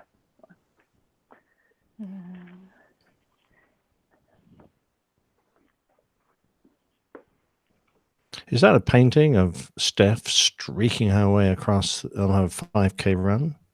Yeah. It looks like it, yeah. He goes the other day. One of my brothers goes, it looks like just a painting of the Chicago fire. The town's on fire. One of those nice memories. Yeah. Not. Let's see how that does. That might be too dark. Lighting. Okay. No, what do we do? I don't know. Let's see. You tell me. Yeah, you're fine. Is it okay? Yeah. Oh, yeah, that's good. Okay. Looks great. It seems very dark in the room, but I'm right in front of the window. So. Yeah, and the camera on the iPad is pretty decent quality, actually. Yeah, I think it does okay. Yeah. All right. All right. Well, we've moved on to the feedback. I stood up and moved around. Pardon me? I need a physiologic break for the effects of gravity from standing up and moving around. Sorry. Oh, no problem. Okay, here we go. We are now in our feedback section stuff. Let me use this too. The first item is something that Robert sent in, and I think this is. Wait a minute, is this Robert or is this Richard or is this Dick? I can't. I have no idea. Anyway, I'm assuming that it's that Robert. Let me check here. See note details. Oh no, it's Robert Thompson. It's not the nice Robert. Okay. Yeah, the good Robert. Yeah. Just kidding. Just kidding, Robert Fairbairn. Okay, first one from Robert. He sent us a link to some new show called Manifest on NBC. And he said, so it's like when I fly on a Delta Mad Dog. Basically, the show is about people that were on this flight that left in 2013, and then they flew somewhere, hit some turbulence, and then they land, and now it's 2018, and 5 years have elapsed, and everybody is going, what? And nobody is aged any more than the length of the flight, but of course, everything else in the world has gone 5 years into the future, and so I have not looked at this show yet, so I can't really say much about it. But it might explain why you look so young, Jim. Yes, because I'm flying an airplane that is frozen in time. There you go. So we'll We'll put a link to this in the show notes so you can watch the, I guess it's the trailer or the teaser for Manifest. Oh, was that Manifest? Yeah. Have you Sorry, seen I it? just totally missed that. Yeah, I've actually watched the first 2 episodes. Oh, so tell us, Steph, what do you think? Yeah, so I actually really like it. It's not so much about the, it centers around this aircraft that kind of got lost in time for 5 years. So the effect for the passengers was that no time at all had passed, but they somehow landed 5 years after the time when they took off. And then it goes down all this like psychological thriller type of stuff, which I think is really fascinating. I watched the last episode and I almost had nightmares afterwards. I'm not used Oh, to really? watching yeah, it was a little intense, to be honest. Okay. But now I'm like hooked. I got to watch and see what happens next because I don't know why the things that are happening. They've left, I'm sure we won't know that for quite a while. Kind of reminds me of like Lost? that series Lost. Yeah, exactly. Where things happen and you don't know why they're happening and you have to stick with it and figure it out. Well, I might just have to check it out. Yeah, I've actually really enjoyed it. It's the first TV show I've actually felt like I've been drawn into in a long time. So I guess it's kind of like the whole flight part of it is just the premise on which That's they're just the building. premise of it. It doesn't really have much to do with, at least I don't know yet that it has anything to do with the aircraft itself. I don't think it does. Just Kind of like that movie with Denzel Washington, Flight, where, the airplane was just kind of a vehicle for the drama of somebody battling alcoholism. correct. I don't think most of the rest of the show is going to have anything to do with the aircraft itself. It's just about the passengers that were on the flight and how they have arrived 5 years into the future and the strange things that are now happening to them. Yeah. I want to know how this Mad Dog stayed airborne for 5 years. How much fuel do you guys carry? That was not a Mad Dog. It was a wasn't it? What was 37, it? which is even better for you, I think. Oh, yeah, okay. By the way, you mentioned. Oh, wait a minute. I think you mentioned something in the Plain Tales which we haven't listened to yet. So never mind. I'll bring that up later. Oh, okay. You'll forget. Good. Yeah, I'm sure I will. Okay. Number 2, Frick from South Africa. He says, "Greetings, APG crew. During one of my YouTube binge sessions, I came across this video or these videos on a car channel. What do cars and aviation have in common, you might ask? Well, the specific videos, this specific video or videos revolve around jet cars, and the videos explain how a jet engine works in such a way that even I can understand. I have heard the team talk about high bypass and low bypass, if memory serves, but this was quite an eye-opener to put the visual with the explanation. And they gave us the link to this YouTube video. I watched one of these, and again, these are, what would you call these cars? Drag racers? There's a better term than I'm using here. They're funny cars? Yeah, like funny cars, but they're the ones that have they're really narrow and they're super, super long. I forgot exactly what those things are called. But anyway, instead of a internal combustion engine powering these things, they have jets, and they are using primarily J85s and also J60s. And the guy that does the video, his channel, they go to this place that specializes in procuring these engines and then rebuilding them and making them so people that want to put them on ground vehicles can use them for propulsion. And in that process, they go through the various stages of how they rebuild these engines. And at the very beginning of it, they go through all the different stages of the engine itself. The intake, the compressor section, the combustion section, and even the reheat or afterburning section that they put on. And so it's a kind of a cool way for somebody that doesn't know much about jet engines to learn how a jet engine actually works. What's the old thing? Suck, squeeze, bang, blow, right? Yeah. Basically. Okay. Anyway, so we'll put a link in the show notes so you can look at it as well. Again, it's not specifically related to flight, more to drag racers. But anyway, Frick says, "Thank you for all the hard work that goes into the APG community, and I look forward to each new episode. Warm regards, Frick Grunwald in Cape Town, South Africa." Thank you, Frick. And Steph is probably done something wrong again. They're after her. I hear Coming to take her away. Ha ha. Hee hee. Ho ho. Yeah, so I guess I should say, I didn't really say where I am at the beginning of the show, but I'm at the Chicago Hilton, which is on Michigan Avenue, right across from Grant Park. It's a really nice part of the city, but it's also a very noisy part of the city. I can still hear the metro trains, which are, there's a station right out here just outside of Grant Park. And fortunately, they're not super loud right there because they're just coming in and out of the station, but they're dinging their bells the entire time. It's like ding, ding, ding, ding. I'm not hearing that actually, but No. the only thing I'm hearing is the sirens. Yeah, the sirens do come through kind of loud and clear, don't they? Yes. And I think that's the hotel that we lay over in when we have a long layover stuff. Yeah. It's a nice hotel. I know there are flight crews from Acme that lay over here. Ah, yeah.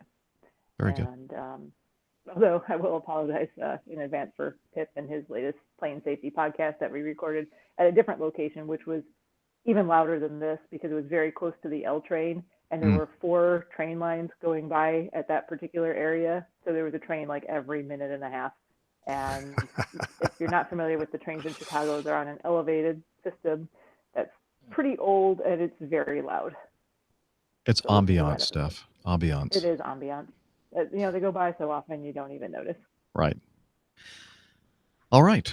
3. Dubai Airport water salute goes very wrong. Yeah. Oops. Yeah, this is sent in. Oh, who sent this to me? I don't have the person that sent this. Hang on. Let me see. Note details.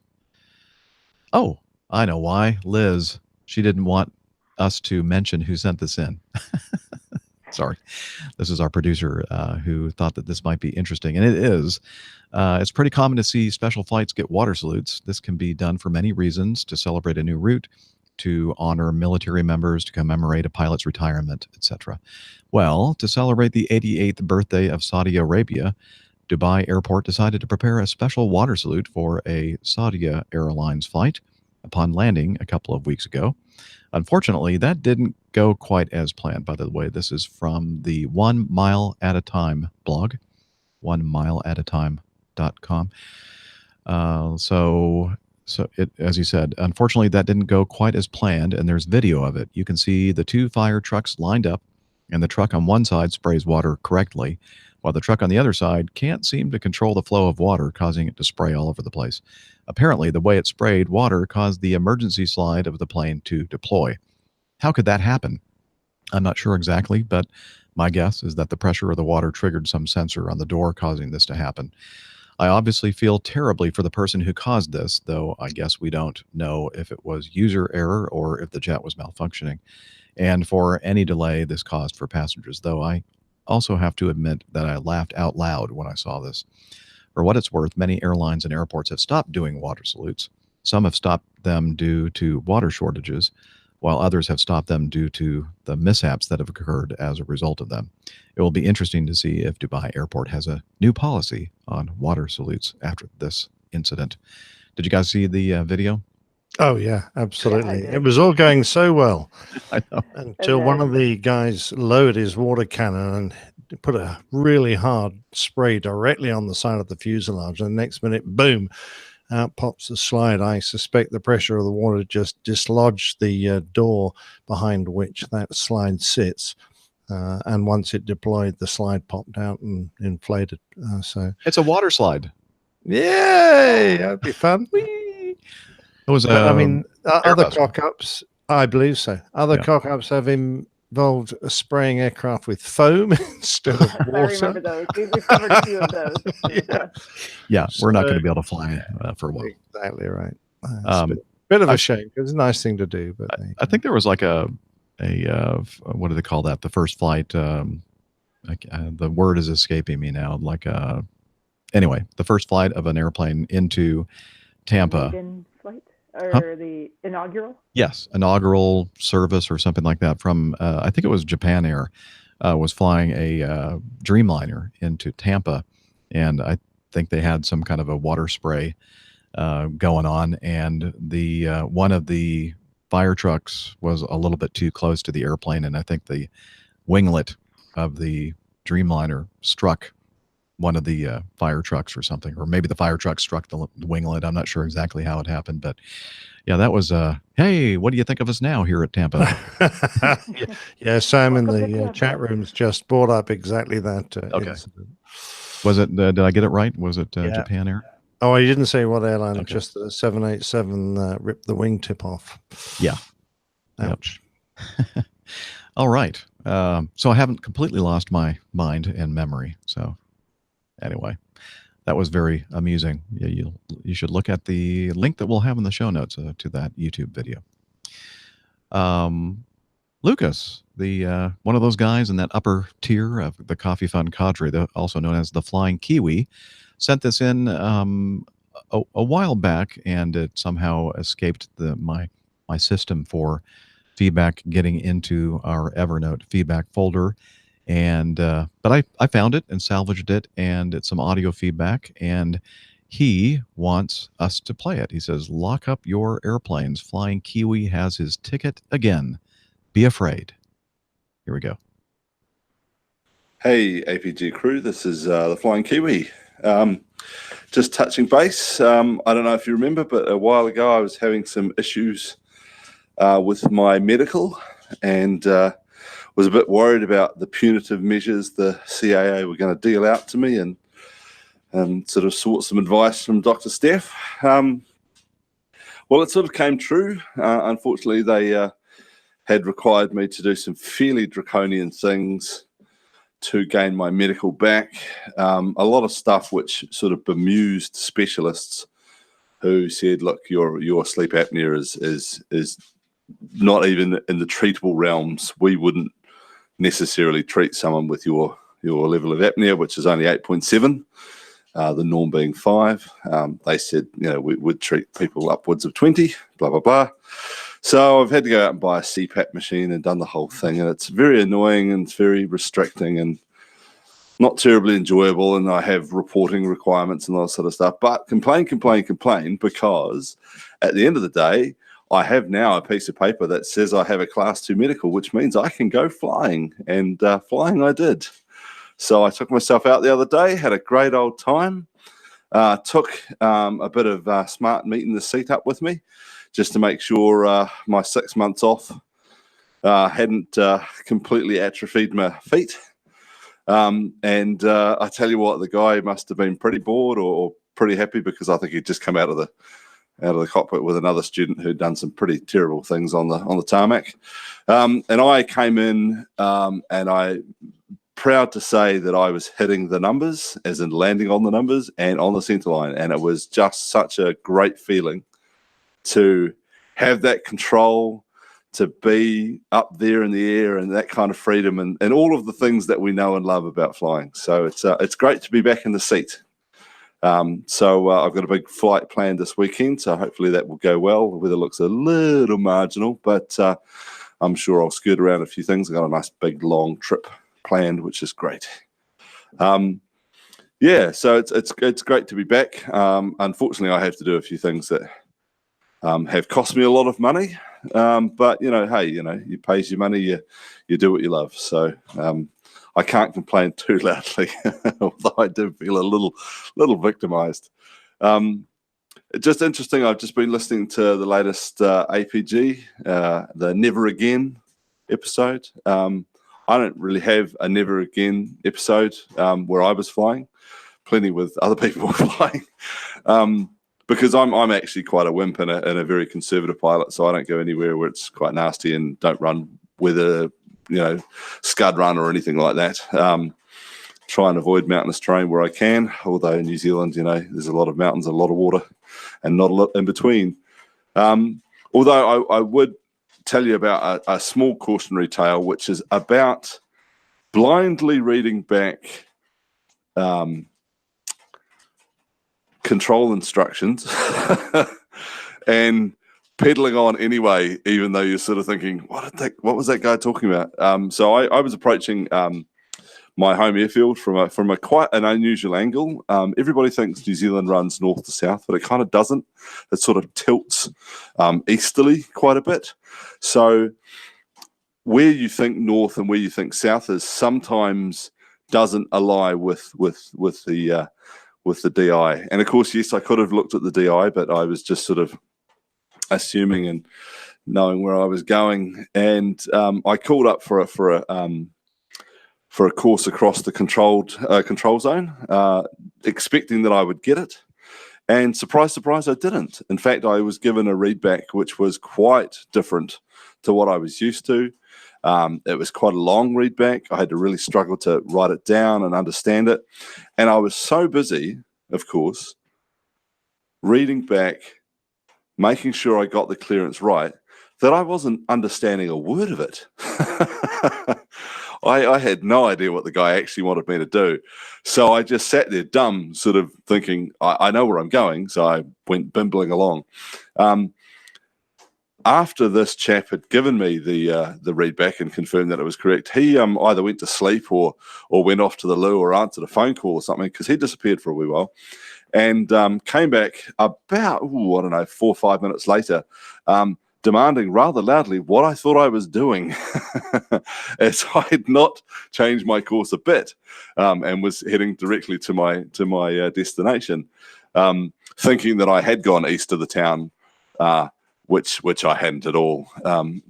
I where I thought east was completely in the other direction, and he then proceeded to make some very, very quick announcements to another aircraft who was obviously inbound, hence my my direction around the control zone. At that point, I looked to the side, and I have had the biggest cringe I've ever felt in an aircraft under my command, to look over and see a very oddly beige G700. It was the weirdest color Learjet I've ever seen in my life, and it was huge. It was absolutely massive, and it was filling the rear windscreen.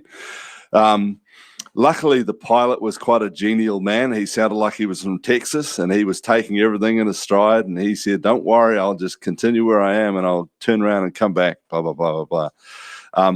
To which the controller softened too. Thank goodness, because he was pretty mad at me for not understanding and following his instructions.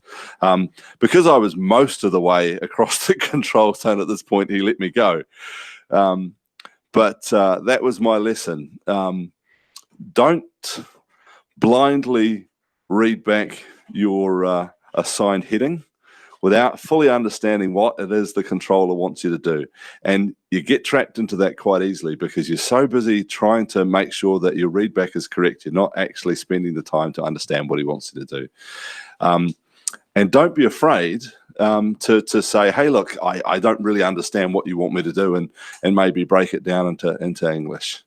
Yeah, that was rather interesting. But boy, oh boy, that Learjet was pretty close. So that's my little I learned from flying from that experience. But it's great to be back out there, to be honest, and it's great to be able to tell you guys that I'm back in the seat. So yeah, no new ratings or anything fun like that, or promotency to captaincy or anything like that. But I'm back, baby. So I'll probably bore you to death with some more bimbling around in my bug smasher. Anyway, tailwinds to you all. Keep the blue side up, and I will too. Flying Kiwis out. Be very afraid. Yeah. Love Well, those stories. congratulations. Those kind of stories. Yeah, congratulations for getting the ticket back, and I love hearing those kind of stories. Oh, I'm glad absolutely. you said the feedback there, because, you know, as you all know, and as everyone who listens knows, we get those kinds of questions all the time about medical issues and what am I going to do, and it's just be persistent with it and be honest and take care of the problem when able, and hopefully things all work out for the best, and a lot of times, usually they do. Yep. It was also nice, Frick is one of those in that upper tier, and one of the benefits is that on occasion we get to have one-on-one hangouts or Skype calls or whatever, and had a great time conversing with Lucas for for quite some time the other night. So it was very enjoyable to get caught up with everything that's going on in the Flying Kiwis life. So good. Yeah. Okay. Moving on. Chris sent us in something here. He said, why the world is running out of pilots. Okay, this is a link to a video on YouTube, and it's a good summary of the issues around the worldwide pilot shortage. And instead of playing it here on the show, I think it's best, because it's kind of long, to check it out yourself. So a link to that will be in the show notes. So thank you, Chris, for making us aware of it. Number 6 is the future of air travel, Boston to New York in 36 minutes. And this from QZ. Why does anyone want to go to Boston? No, they're leaving Boston, aren't they? Oh, maybe leaving. Oh, that's Yeah, okay. they're That's going fair to New enough. York. They want to get away as fast as they can. Yep. Although I don't really know why anyone wants to go to New York. No, I'm just kidding. I love both Boston and New York. Yeah, so do I. Me too. Even the Irish police. Must be a story there. No. It's just that aren't all the police are from Ireland and okay, Boston. gotcha. I don't know. Yeah, a lot of Irish there. Yes. Yeah. And you better walk straight there, young man, next time you're there. Absolutely. Well, I'll just go in disguise. Yeah. All right. This is from QZ.com. Not sure what that stands for. You're usually looking at something like 3 hours to get from downtown Manhattan to the heart of Boston, Mass. First, count on a half-hour cab journey to LaGuardia. Then maybe, now we're going from Manhattan to Boston. Okay.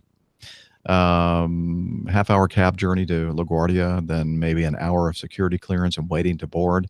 When you finally make it onto the plane, you'll spend 22 minutes taxiing out, 39 minutes in the air, and 7 taxiing in.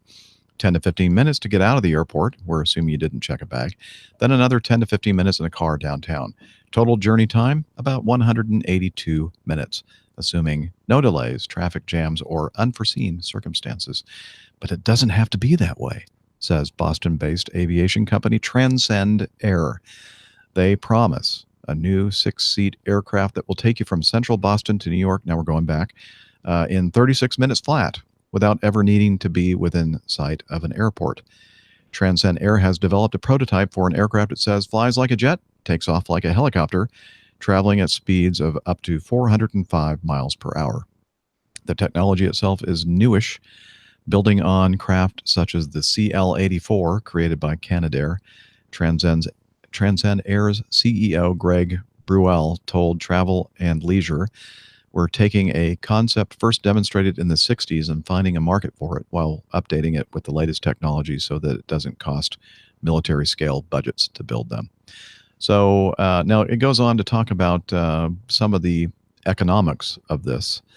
The company believes it can fly passengers from A to B in a fraction of the time of commercial airplanes and for a comparable cost. But their figures seem a little off. That 36-minute flight from New York to Boston is currently set to cost $283.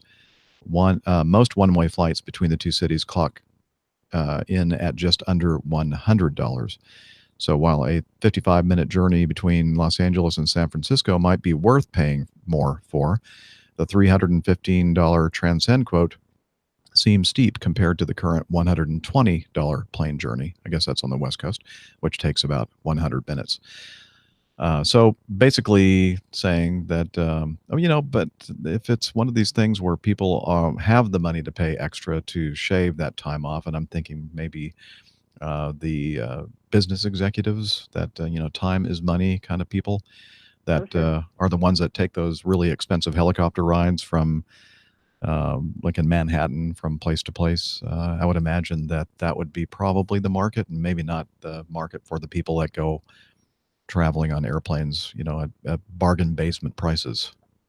Yeah, I don't think it's made for people going on vacation. I mean, when you're on vacation, it's nice to have more time, but you're not really worried about that extra, 20 minutes to get, park at the airport, get inside, another 20 minutes to go through security. That doesn't matter so much when you're on vacation, but if you're trying to get from point A to point B between two large cities for business deals and you have several hours to do it in, I think it makes more sense. Although I think we were talking before, sometimes, you wonder about how much sense this makes in the day of video conferencing and Skype and what we're doing here. I mean, none of us are in the same city. We're Nope. having perfectly normal real-time conversation. That's right. Good point. And the article ends with Transcend Air says the initiative is, quote, within reach on its website, aiming to launch service in 2024. But the company still has a way to go, including obtaining Federal Aviation Administration certification for the aircraft, which can take years. Not to mention the fact they don't mention here in the article, the fact that the restructuring of airspace is going to be required to have these kind of airplanes operating this way.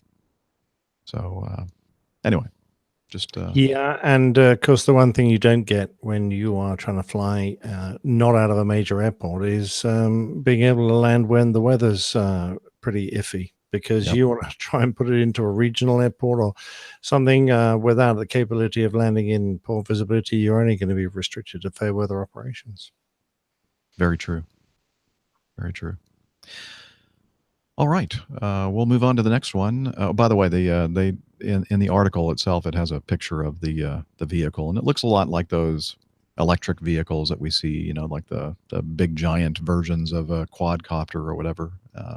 So we'll see how that goes, I guess. Robert sent in some feedback for us, and it's video feedback. I'm going to play it, but it's just the audio that you're going to hear. So let's take a listen.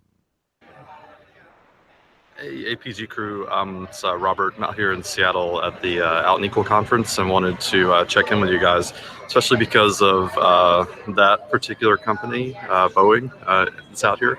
They are hosting the conference here in Seattle this week.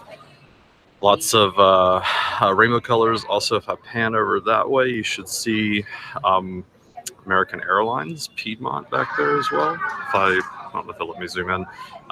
But lots of companies out here supporting, equality in the workplace. You guys have always been supportive of the community, taking questions and had discussions on numerous podcasts, about, these types of issues. So thought I would say hi, especially show some of the imagery. I may put a couple of clips and videos into a folder for you there. And haven't checked in with you in a while, but do listen and watch the emails here and there. Hope everybody's doing well. Talk to you soon. Bye. Thank you, Robert. It's always good to hear from him. He always gives us those on-location kind of glimpses into what he is doing with his life. So yeah, I'm glad you didn't show the video. He was standing by a very large sign, which was making me feel a little unwell. yeah, that's why that's the main reason why I didn't share the video, because Out of You're a concern for kind Nick's health and man. well-being. I understand. we're concerned about I mean, everybody's. he's getting up there in age. You don't want to, sudden. No strain. No Thank strain. you very yeah. much. Yeah. Okay, and I know that's pretty traumatic even talking about it as much as we did. So let's move on then to 8. Albert.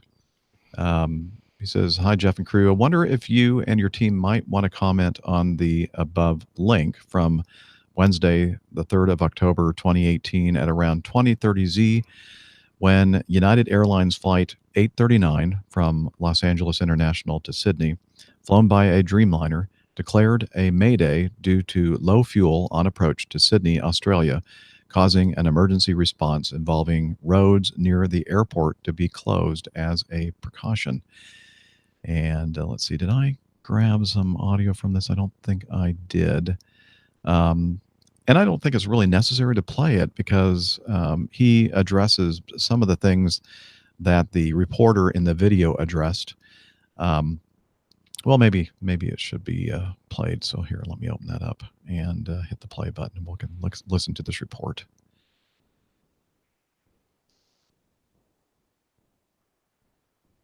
It's still trying, as I am. Well, this flight, it was a United flight, 839 from Los Angeles to Sydney. It did declare a mayday on its approach to Sydney Airport this morning, which is an emergency. Now, Air Services Australia says that the nature of the emergency was basically it was low on fuel. It didn't have enough to safely get to Sydney with all of the reserves that it would otherwise like to have, because often when you arrive in Sydney, you do a lot of circuits, you're in holding patterns. This plane and the pilots on board felt that they didn't have that luxury, so as a result, they declared an emergency. That then gave them a priority, if you like, from air traffic control to land straight here at Sydney. So there were 239 people on board. The authorities here, not only at the airport but in surrounding areas, leapt straight to it. They put a traffic control in place around the airport as a precaution. Police, paramedics and fire brigade were obviously on standby just in case the worst did occur. But the flight landed without incident, and I think everyone here very glad that even though it could have been a very serious incident indeed, many of the passengers would have had almost no idea that anything was wrong at all. Which is the way that you want it to be. Nick, just before I let you go, and it might be too early for this, do we have any understanding yet as to why that plane might have been low on fuel? Was it an issue they were grappling with during the flight, or perhaps incorrectly fueled at the origin? Yeah, well, all of those factors will now be the subject of an investigation, not only from United Airlines, but quite possibly from US and Australian air safety investigators. Pilots do very, very careful calculations based on fuel and, based on the weight of the aircraft, the number of passengers, the cargo on board, the weather. Maybe something went wrong. The other possibility is that the weather was so adverse, they may have been facing such extreme headwinds that this caused an issue. Usually they would have quite a lot of reserve, enough reserve for probably at least an hour or so. Clearly they felt that they didn't have that. So the reason for this potential, lack of fuel will be the subject of investigation, and that may take several weeks or months. Interesting. This is from, I guess, their ABC affiliate, but it's on the Sydney Morning Herald website, the newspaper. So I was thinking, I don't think I've ever seen a video report from a newspaper, but I guess there must be some affiliation between the ABC affiliate and the Sydney Morning Herald. But anyway, so there you go. There's the news item. The United Airlines flight issued a Mayday alert. Now, I'm not sure, they actually said Mayday, Mayday, Mayday. They probably said we're declaring a fuel emergency, or perhaps maybe even just a minimum fuel call. But let me go back over here to the question from Albert. He said, just some questions based on reports by the uninformed media. First thing he asks, is this an automated Mayday generated by the plane, or do the pilots initiate it? So the reporter said that this was an automatic thing. And I think what he means is that when you think you're going to arrive at your destination below minimum or emergency fuel, it's you are compelled to declare the low fuel state. So in that way, it's an automated, but it's not like something just on its own makes some kind of a Mayday call. So that's the terms that they use to describe what happened in this situation, I think, were probably not the right term to use. It was slightly ambiguous, wasn't it? Yes. We understand that it's going to be automatic for the pilots to say that we are declaring minimum fuel or emergency fuel. Well, they're going to use Pan and Mayday because they're Australian. Well, actually, they should use Pan and Mayday because they're in Australia, but of course they're American pilots. So they may not have worked that one out. I bet they didn't say Mayday, but maybe they did. Well, we have a requirement in our company procedures. If we are going to use or go down to or below our final reserve fuel, we're obliged to use the term Mayday. Okay. To indicate the seriousness of our fuel situation and ensure we get absolute priority. But in fact, funnily enough, I was discussing this with the controllers at this controllers training day. I did Stack Day because they were asking, a guy got diverted, really bad crosswinds, ended up very short of fuel trying to get to his diversion airfield. In the end, he had to declare an emergency to get priority, and he had to change that because of his low fuel state to a mayday. And the question was, how many aircraft would you let land in front of this guy when he's diverting to a single runway airport? And at what point would you sort of sterilize that runway and not let anyone land on it? And it was an interesting discussion because there's nothing actually written down as to what they should do. It's down to the controllers and the situation to assess that. Generally speaking, it seemed that around 15 miles was the point at which you would stop landing other aircraft on. But some people seem to think it ought to be further. But there you go. It was a good discussion, I should say. But in this case, when you get down to your final reserve, your final 30 minutes of fuel, a mayday is completely appropriate. And because it ensures that nothing gets in your way and prevents you from landing, because you may be so low on fuel that you don't have the fuel to go around. You have to make that next landing or bust. So we've listened to audio before from situations where it's not clear that it is an emergency, a mayday type emergency, and I think I'm thinking of several different instances that I'm kind of combining together in my head at the moment, but it can get you can hear where it gets tense in those situations for the flight crew when the controller is not understanding that it's an emergency, that they need priority, that they can't be vectored around and given holding patterns and things like that. Yeah, I still despair a little that our two versions of air traffic terminology or flying terminology have drifted so far apart in this. Yeah, I think it should, there should be an effort made by the FAA and ICAO and other regulatory agencies around the world to say, look, let's just make this the same no matter where we are in the world. Yeah, just kind of surprised they haven't already. I mean, because we do, the reach of everybody is so far nowadays. Absolutely, yeah. So, he says, at what point is a low fuel mayday made? And I can only speak for Acme. We have tables that have figures for all of the different fleets. And one of the columns is minimum fuel and one is emergency fuel. And if any time you calculate that you're going to be arriving at the destination airport with less than either of these things, either minimum fuel or emergency fuel, that's when you declare it and let the people know. Again, if it's minimum fuel, that means that you're requesting some priority handling, maybe not the same kind of priority handling you would get if you declared a mayday or an emergency, but things are getting close to the minimums, or actually you think you're going to land with minimum fuel or just under it. And the same thing with the emergency fuel figure. And anytime you're down to that point, it's a very stressful situation. And it is as Steph just mentioned, it is so imperative for pilots to make sure that that is communicated, because there have been some tragedies. What was it, a Colombian airliner that crashed at Kennedy? 707. Yeah. 707. Yeah. It was a plain tale if anyone wants to look that one up. But run out of fuel, having been held for so long and unable to communicate through the only person on the flight deck that had a reasonable grasp of English with the controllers to their fuel state. They went around from one approach because it was so poorly flown. And in their attempts to get round to the next approach, they ran out. Yeah. Of fuel. I believe everybody died on that as well. Yeah. Very sad. Horrible.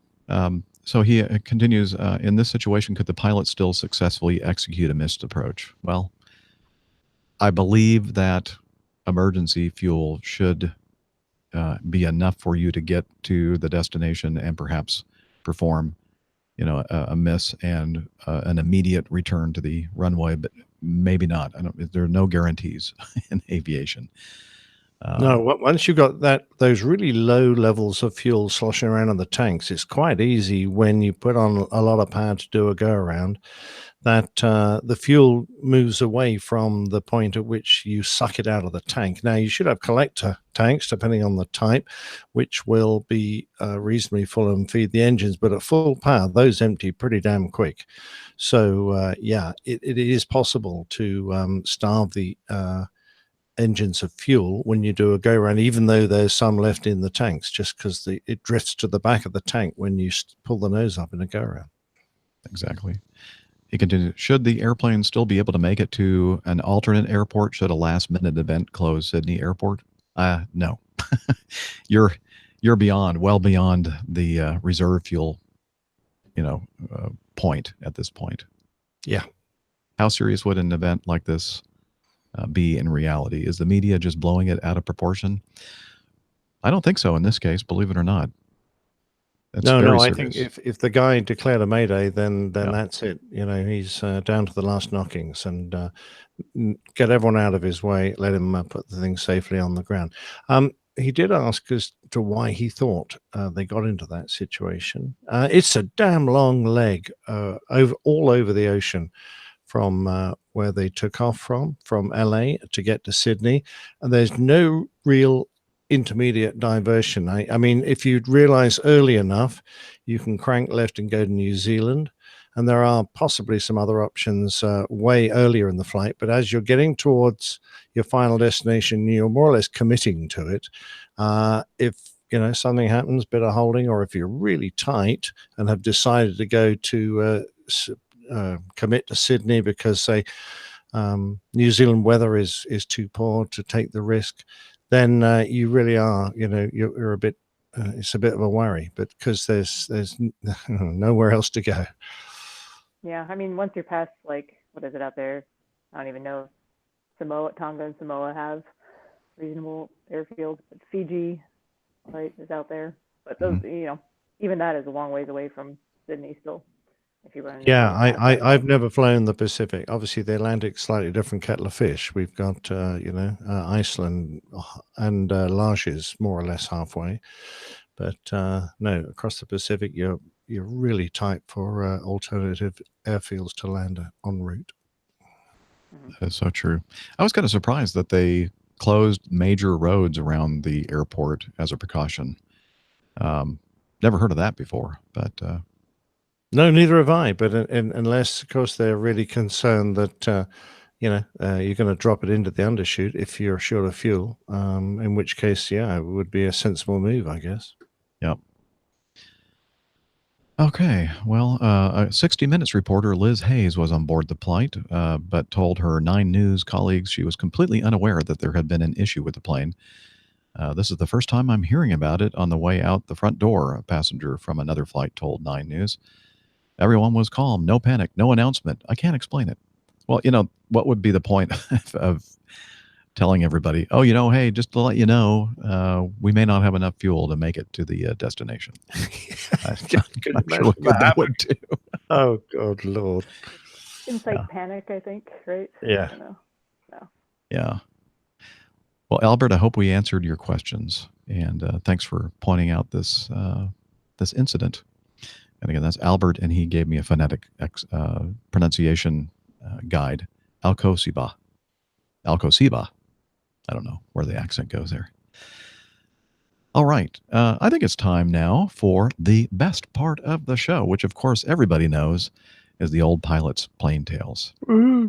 The fearless flying Columba Livia Domestica.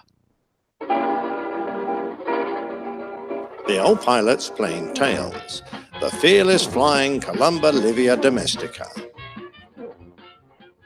I recently met some listeners, the lovely Vernon and Ruth, who were over from America to visit friends, and I took them to the delightful Bluebell pub in Emsworth on the south coast of England.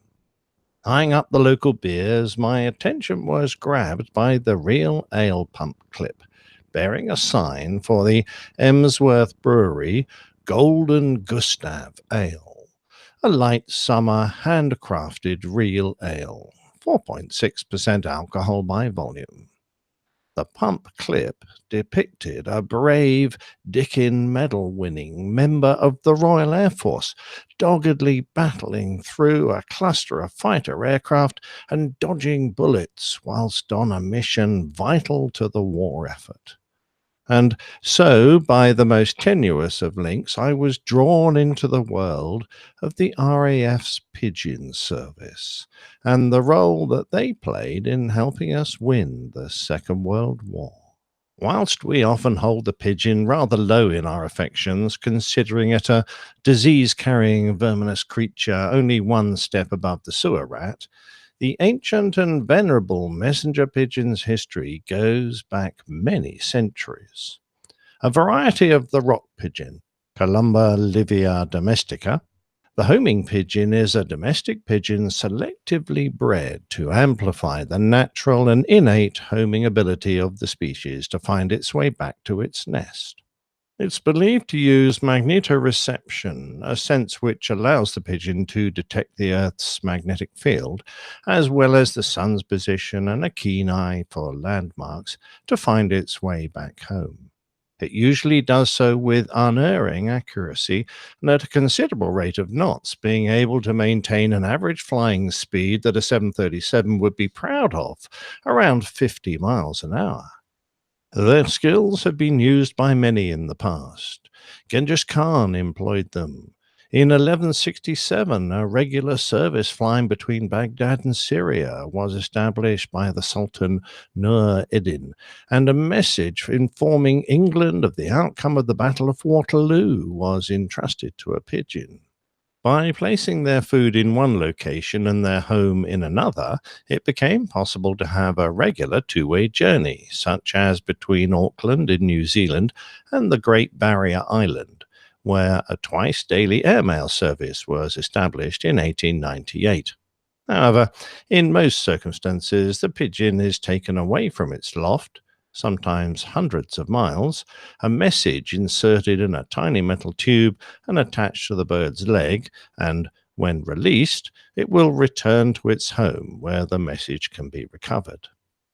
As useful as it has been in ancient history, it was the more modern twist to this novel form of communication that intrigued me, since, in wartime, the RAF found a use for this intrepid traveller. Radio transmissions were something of a two-edged sword during wartime. They provided instant communication, but the position of the transmitter could be triangulated using direction-finding equipment. This wouldn't normally be a problem for a station in Britain or a fast-moving aircraft, but when the radio operator was on enemy soil or in a slow-moving ship, keeping your location secret was vital.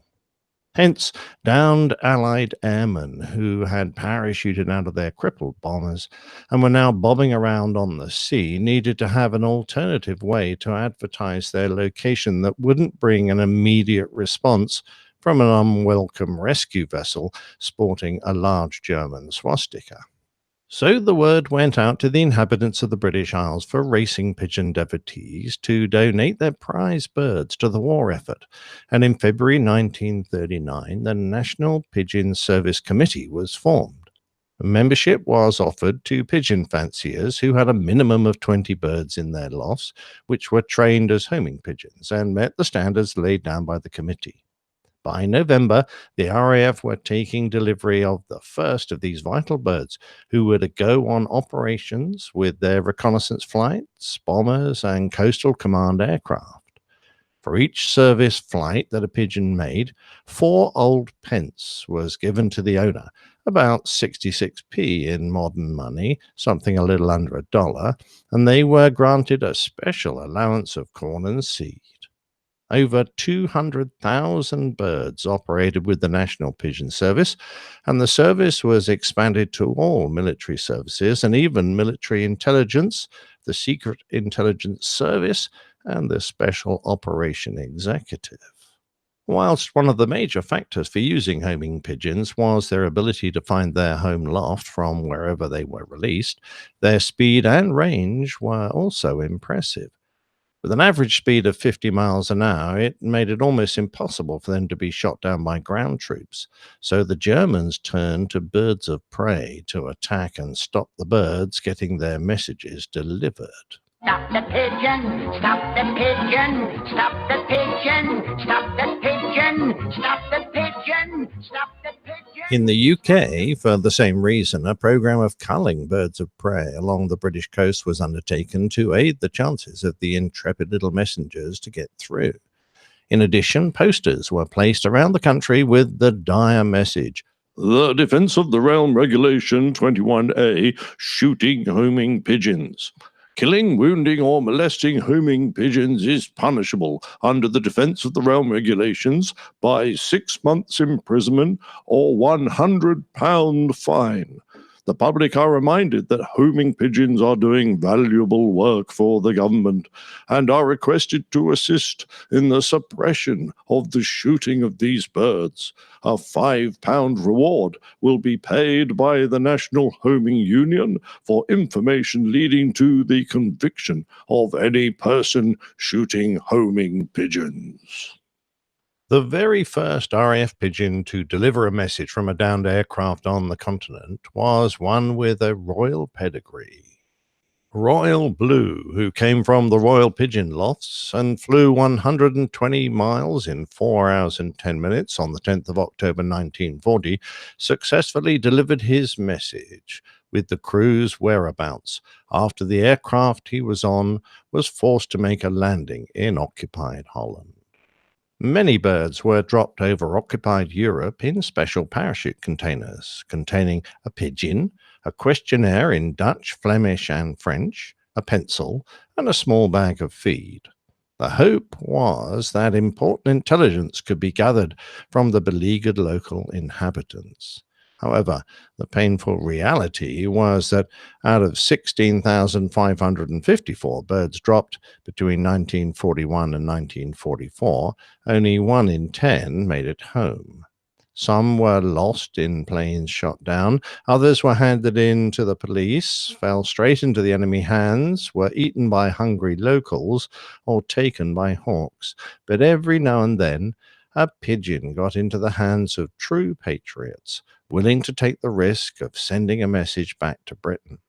One was known as Message 37, sent by the De Bally family, small band of patriots who called themselves Leopold Vindictive. This message was a thing of such lovingly detailed beauty, revealing the exact positions of German military installations, that it was shown to Winston Churchill, who hailed it as symbolic of the spirit of resistance alive inside occupied Europe. The family knew of the birds' successful journey because, listening illegally to their radio set, they heard the BBC's coded message. This is the BBC. Leopold Vindictive. The key fits the lock, and the bird is in the lion's cage. Of course, there was always the chance that spies in Britain might be using German birds to send messages back to the fatherland. So the Defense of the Realm Act also required that nobody could keep homing pigeons or carrier pigeons without a permit from the police. The Home Office instructed chief constables across the East Coast to visit all owners of pigeons and release the birds. If they flew in the direction of mainland Europe, their owners would be under suspicion. A note from number 10 Downing Street, apparently written by Herbert Asquith, suggested employing Boy Scouts to watch where pigeons were coming from. The Home Office wanted pigeons found flying seaward in the early morning to be shot. However, despite all the pro- and anti-pigeon regulations, British pigeon fanciers from Ipswich to Plymouth who gave up their pigeons for war use were heroes, but the pigeons were the greatest heroes of all. Take 11-month-old Billy, for example, who, when his bomber crew crash-landed in France in 1942, delivered his message the next day in a state of collapse. He had flown through a gale-driven snowstorm back to the RAF station in Lincolnshire. And on the 23rd of February 1942, a badly damaged RAF bomber ditched into the North Sea. The crew were returning from a mission over Norway, but their Beaufort bomber had been hit by enemy fire and crashed into the sea more than 100 miles from home. Struggling in freezing waters, unable to radio an accurate position back to base, the 4 men faced a cold and lonely death. But as the aircraft went down, the crew had managed to salvage their carrier pigeon. The blue-checkered hen bird called Winky was set free in the hope that it could fly home to its loft in Broughty Ferry near Dundee, and so alert airbase colleagues of their predicament.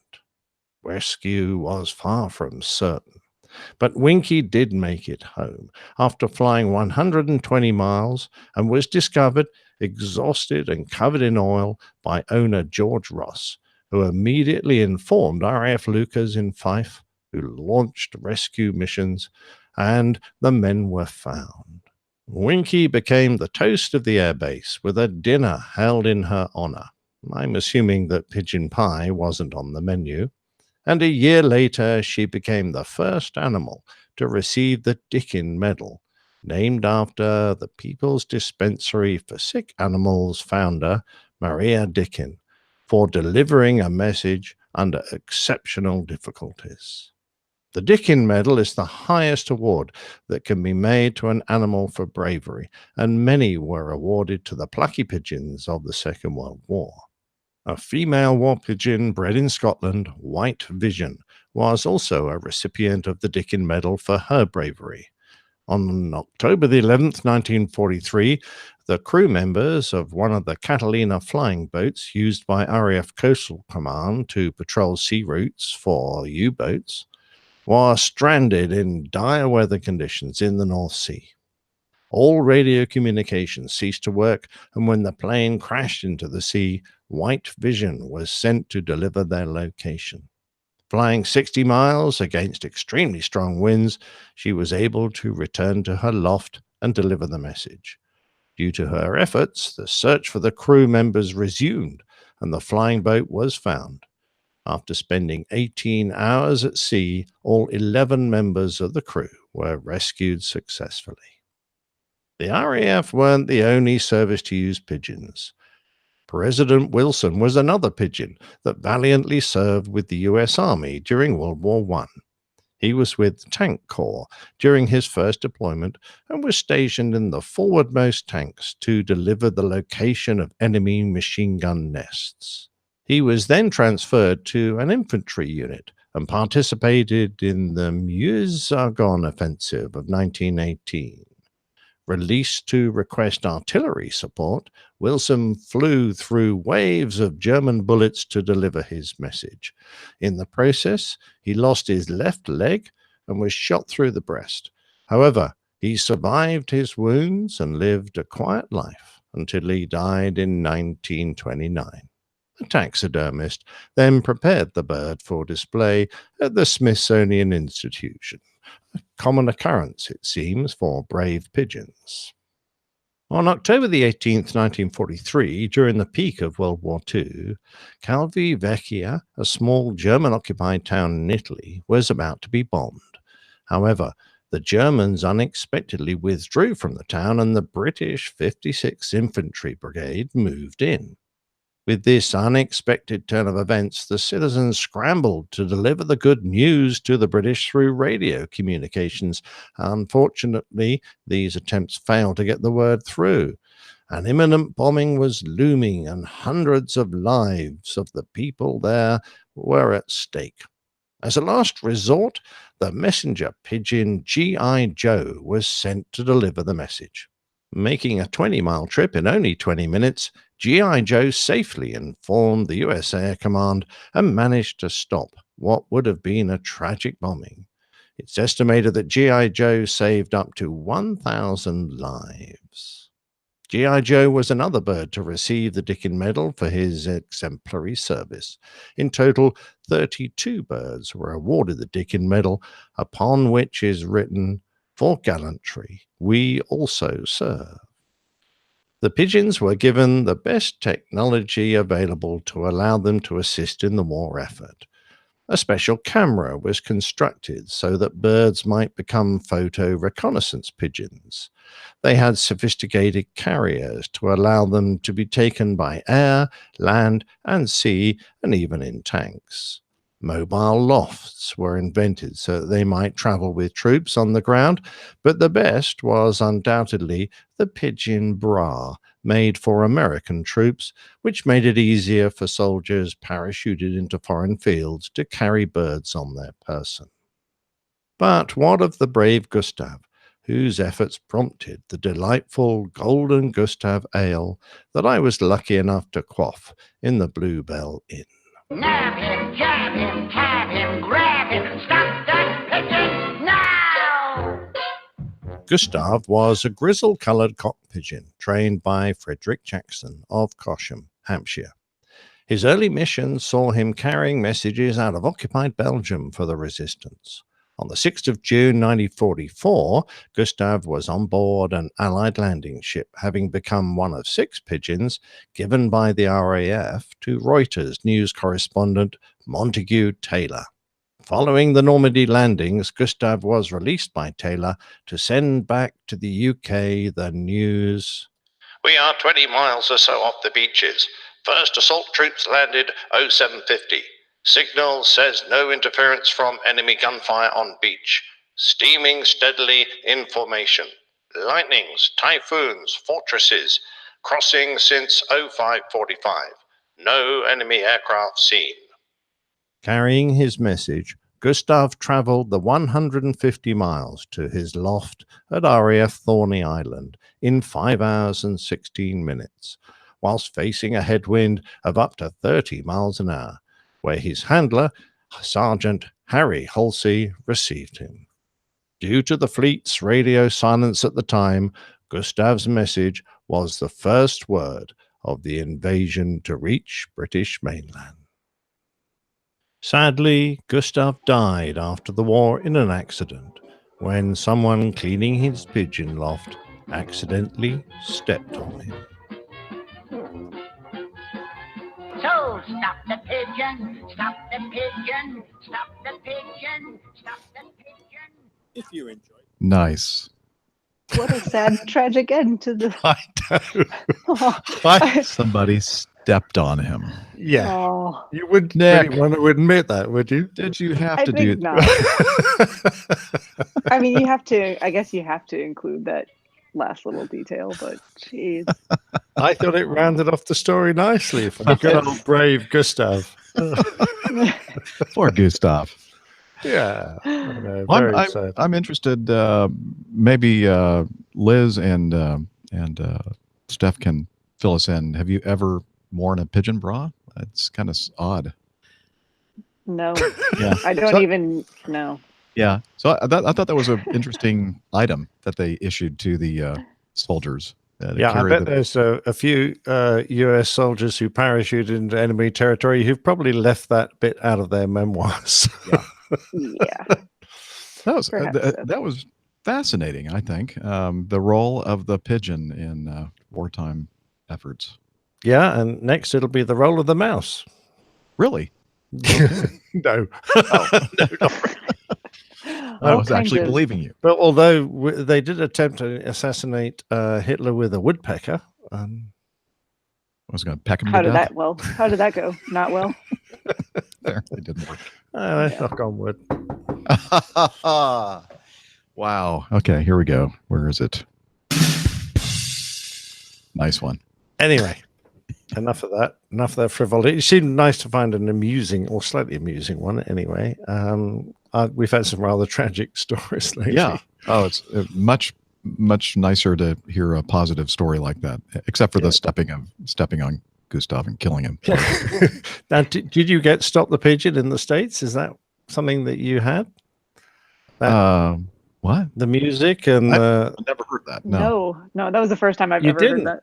Oh, okay, I mean, it's a kids might be a little cartoon before my time, but It's a well-known kids cartoon about Muttley the dog who wheezes and laughs, and these bunch of World War they were biplane pilots whose job was to stop carrier pigeons, and there was the same characters in the Wacky Races, really. Yeah, I have heard that music before and stopped that something or other, but it wasn't pigeon. Not sure what they were singing. Do you remember? Did that sound familiar at all to you, Steph? The music? No, I've never heard it Well, you're before. so young. Well, Well, Jennifer that's why I said it might be remembers before my it. time. Yeah. I wonder if it was in Canada as well, because their TV's a little like ours. But there you go. Anyway, for those who were curious and who've never seen it, that's what it was. It was an old cartoon which I remember all about, trying to stop the pigeon. Now, I did hear the little snide remark regarding the 737 at the very beginning of your plane tale. Don't remember that? Uh-huh. Sure. Saying that it was a respectable speed of, compared to the 737. Well, taxing. I can only go by the 737s I see taxiing around LA.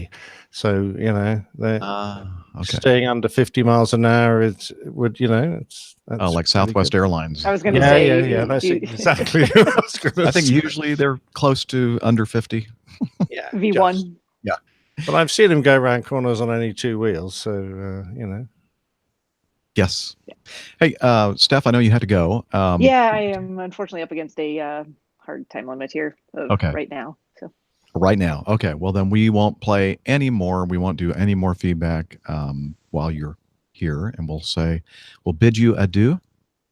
Yes, and glad I got to join you for at least a little while here. Yeah. And I'm going to go lovely to see you. Meet up with a couple of my relatives for lunch and then spend the rest of the day hopefully just relaxing. Yeah, well, good luck on the marathon tomorrow. Yeah, have a thank lovely you very much. I appreciate today. it. And my apologies again for the terrible audio on my part. It's much better with the I know AirPods. these work so much better. I plugged them back in for a few minutes thinking I could squeeze some better audio out of them. But for future reference, I'll make sure if I have to do this setup again, I'll bring both pairs. Yeah, we'll figure something out. And good luck with your time. And what are you aiming for tomorrow? Oh, yeah, it's going to be very weather dependent. The weather in Chicago this week has been everything. It was 85 and sunny and humid and really strong gusty winds on Wednesday. And then the next day it was 50 and strong gusty winds and freezing, and it's been raining and thunderstorms.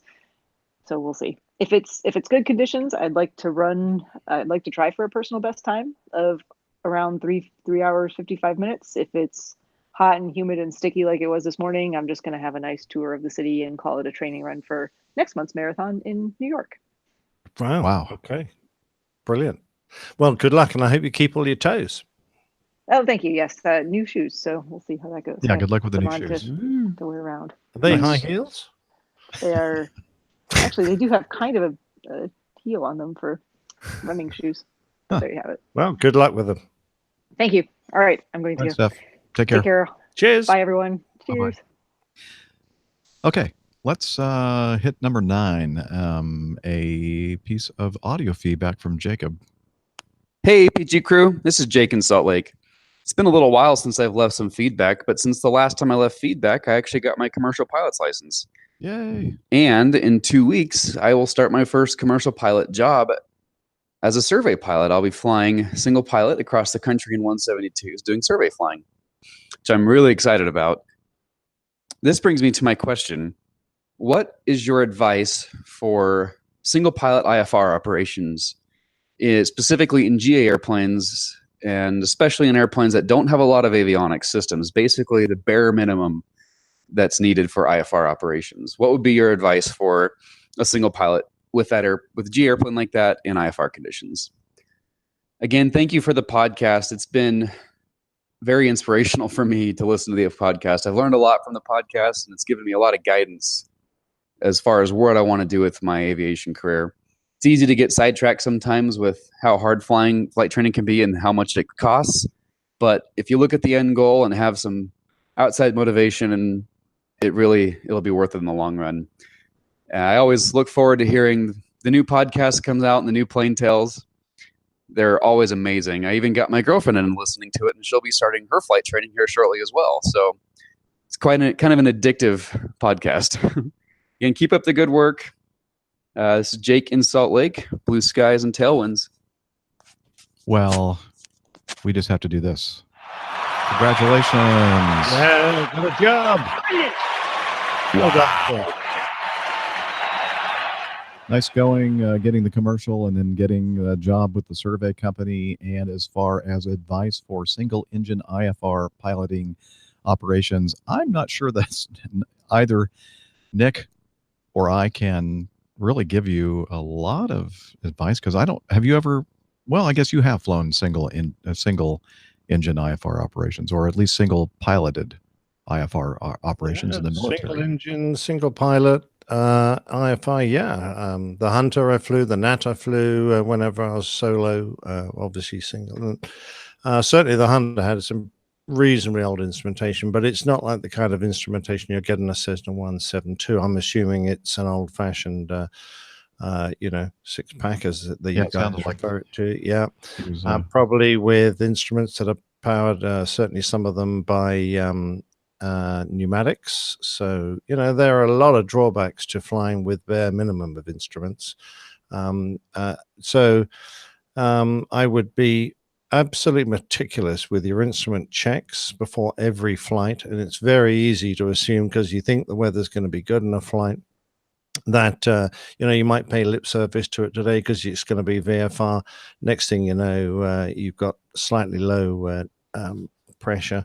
It's suction, isn't it, on this? They back suck in air across a gyro, which powers your main attitude indicator, and that's the most dire one to lose. So make sure everything's running at the right RPM, everything's working fine before you commit yourself. And I would also you see, I used to have to fly instrument approaches using only a turn and slip, an altimeter, and a compass. So I'm familiar with coming back without even an attitude indicator. And when you're down to losing your AI, unless you've got a standby, that's the sort of recovery you're going to have to make, and it's a useful skill to have. So, if you're concerned about it, get up with an instructor who knows how to do that sort of stuff and learn the techniques. It's not particularly hard, and it can save your life. Very good advice, and I'm kind of sad that Steph wasn't still here, because she probably has some advice regarding this in the GA world. And I know that we have people out there who are either current or former survey pilots that might have some great advice for you, Jake. And I'm sure they're listening, and I'm hoping that they'll send us some feedback that will help you out. And so cool that you have a girlfriend who is taking flying lessons, or about to, and is listening to the show. So I don't think he mentioned her name, did he? No. Don't recall the name. So hello, Jake's girlfriend. Hi.